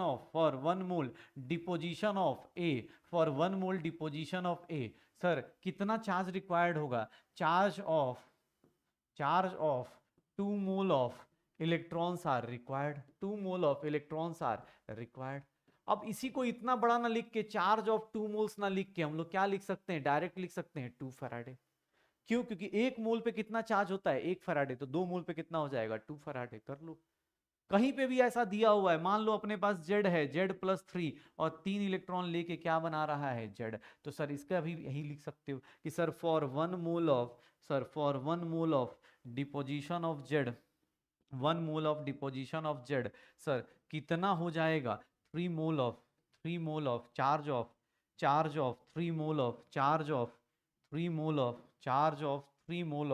electrons are required, charge of 3 moles of electrons are required, ये charge of 3 moles of electrons are required. तो ऐसे ऐसे करते चले जाओ। ये फैराडेज का फर्स्ट लॉ था जिसमें ये बोल रहा है कि भाई मास डिपॉजिटेड जो होगा वो किसके ऊपर डिपेंड करेगा sir, molar mass upon NF into I into T. ये तो कांस्टेंट होता है, इक्विवेलेंट होता है, इलेक्ट्रोकेमिकल इक्विवेलेंट बोल देते हैं। मोलर मास फिक्स्ड होता है, रिएक्शन में N फिक्स्ड होता है, फैराडे फिक्स्ड है, तो ये कांस्टेंट है, आई इंटू टी कर दो। श्योर हो? अब देख लो सर सेकंड लॉ देखें तो सेकंड लॉ में क्या बोला जाता है, बहुत सिंपल सा सेकंड लॉ होता है, ध्यान से देखना आपने सेकंड लॉ की कहानी पढ़ के देखो क्या लिखा हुआ है स्टेटमेंट में कि when the same quantity of charge is pass through different electrolytes then the masses of different substances deposited at the respective electrodes will be in the ratio of their equivalent mass। मतलब अगर same charge पास करता हूं, ध्यान से देखना, अगर Q same है इसका मतलब I इंटू टी क्या होगा, सेम होगा, I इंटू टी सेम है। अगर मैं अलग अलग सॉल्यूशन से पास कर दूं, A सॉल्यूशन से पास कर दूं, फिर मैं किससे पास कर दूं, B सॉल्यूशन से पास कर दूं, इसको मैं किससे पास कर दूं, B सॉल्यूशन से पास कर दूं, और फिर किससे पास कर दूं, C सॉल्यूशन से पास कर दूं, A solution, B solution, C solution से पास कर दूं।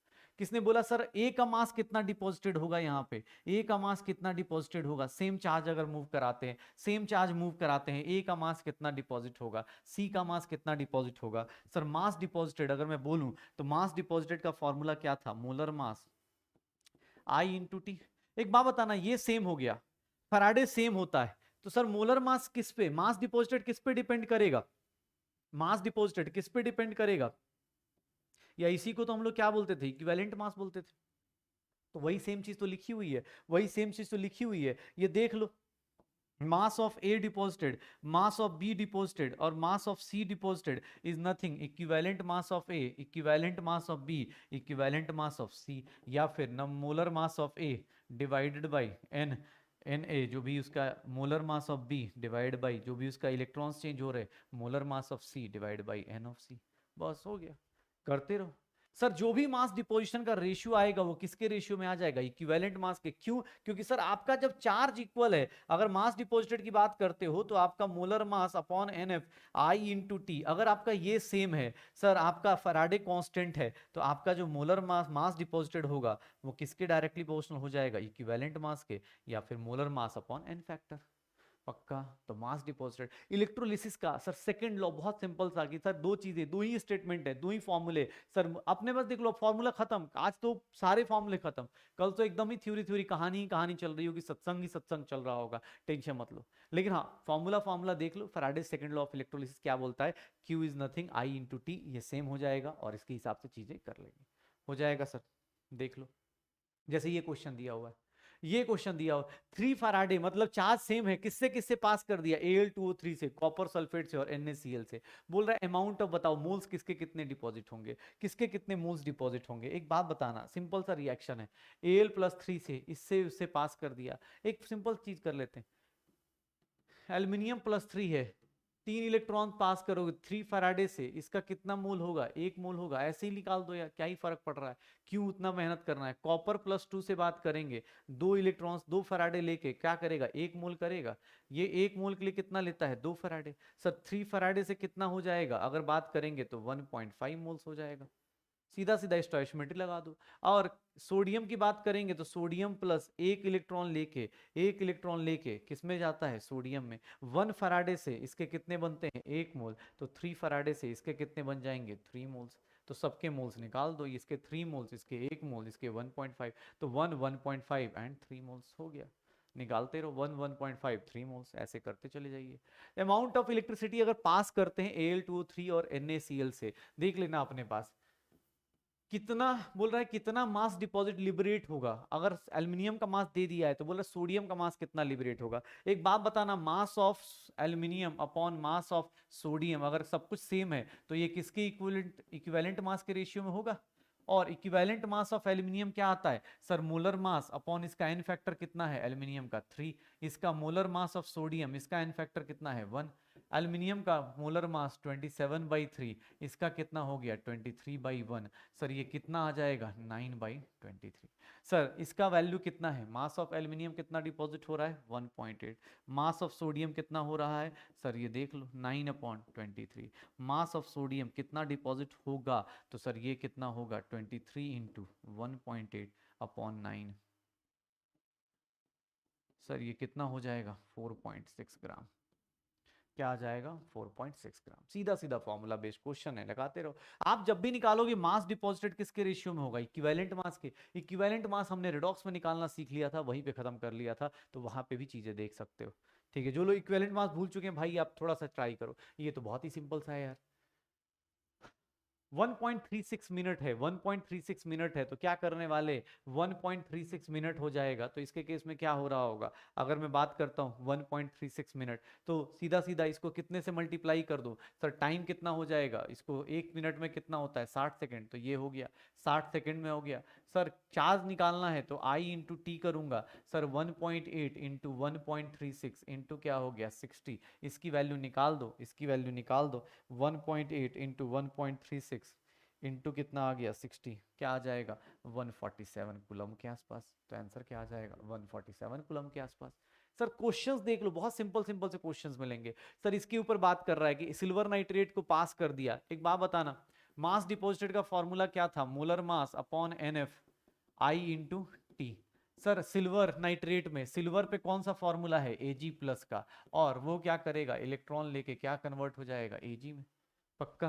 तो सर ये देख लो अपने पास मोलर मास कितना है 108, एन फैक्टर कितना है, एक ही इलेक्ट्रॉन है, फैराडे कांस्टेंट कितना हो जाएगा 96500, आई की वैल्यू कितनी है 0.5, और टाइम की वैल्यू कितनी हो जाएगी, टाइम की वैल्यू 10 मिनट नहीं लूंगा, ऑब्वियस सेकंड्स में लेना है, तो वैल्यूज उठा उठा के पुट करो, अब निकालो इसके केस में। सर ये कितना हो जाएगा 0.5 इंटू 10, ये 10 चला गया, ये 1 0 से 1 0 चला गया, ठीक है, ये 5 से कितना हो जाएगा 1930,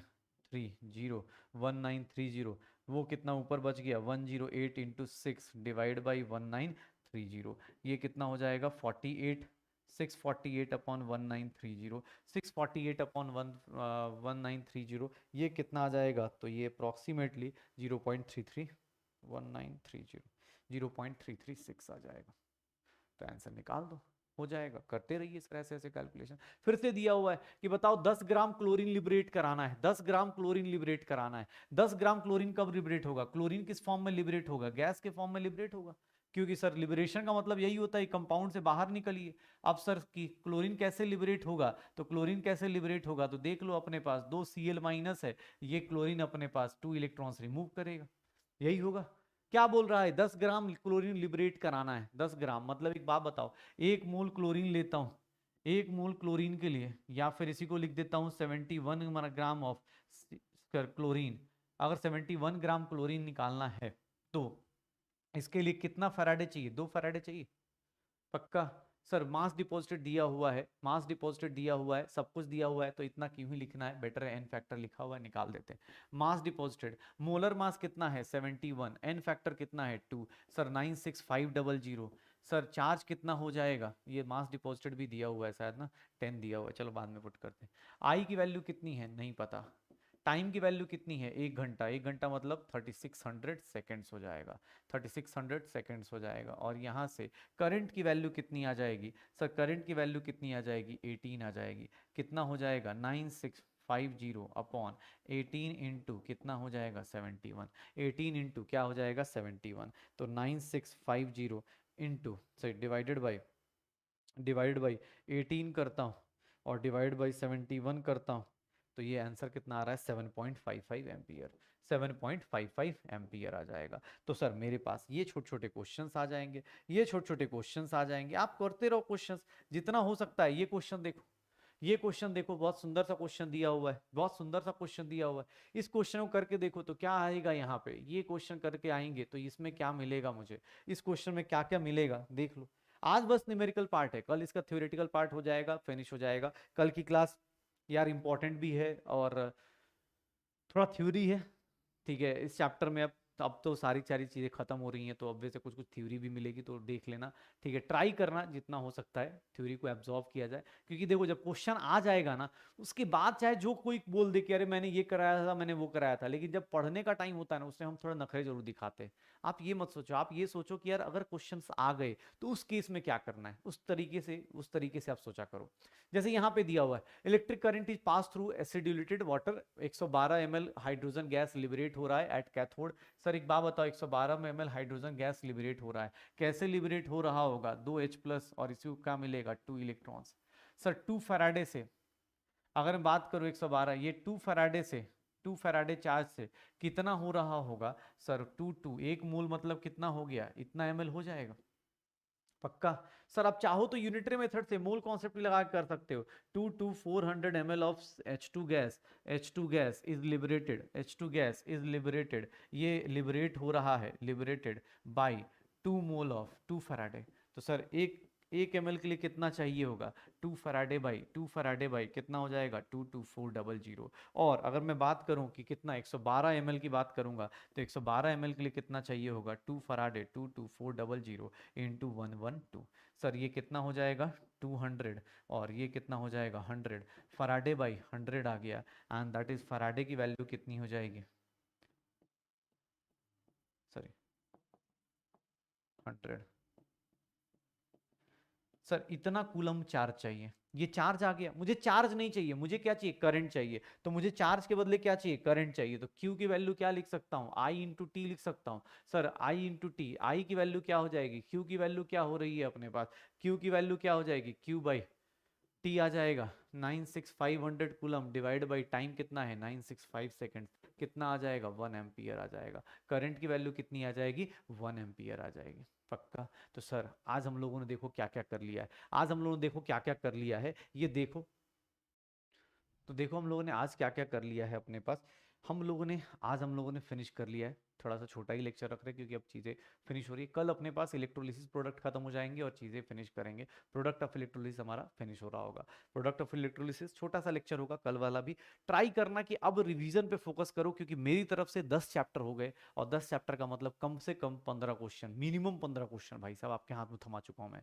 60 मार्क्स की चीजें हम लोग कर चुके हैं विद इन 2 मंथ्स। 2 मंथ्स के अंदर हमने मेरी तरफ से 60 क्वेश्चन, 60 मार्क्स के आपके पास क्वेश्चंस आ चुके हैं। ट्राई कीजिए जितना हो सकता है, फास्ट फास्ट रिवीजन कीजिए, ट्राई कीजिए। ओके, मैं ये बोल रहा था अभी तक हम लोगों के पास इलेक्ट्रोलिसिस हो चुका है, इलेक्ट्रोलिटिक कंडक्शन हो चुका है। इलेक्ट्रोलिसिस में और क्या होता है, प्रोडक्ट ऑफ इलेक्ट्रोलिसिस कौन कैसा देता है, किस टाइप का बनता है, वो सब कुछ करेंगे कल। इलेक्ट्रोकेमिकल सीरीज को याद करने की कोशिश भी करेंगे, डायरेक्ट डायरेक्ट हम चीजें यूज कर सकते हैं उसको भी करने की कोशिश करेंगे। और कल हमारा इलेक्ट्रोकेमिस्ट्री फिनिश हो रहा होगा। तो आई होप सब लोग अब इलेक्ट्रोकेमिस्ट्री फिनिशिंग मोड पे और सिलेबस फिनिशिंग मोड पे चल रहा है। एक दो छोटे छोटे चैप्टर रह गए, atomic structure and surface chemistry, उसको भी हम लोग थोड़ा सा कोशिश करेंगे, साथ साथ अच्छे से करने की कोशिश करेंगे, तो फिनिश हो जाएगा पक्का। तो चलो मिलते हैं नेक्स्ट क्लास में, तब तक पढ़ाई करते रहो, एंजॉय करते रहो।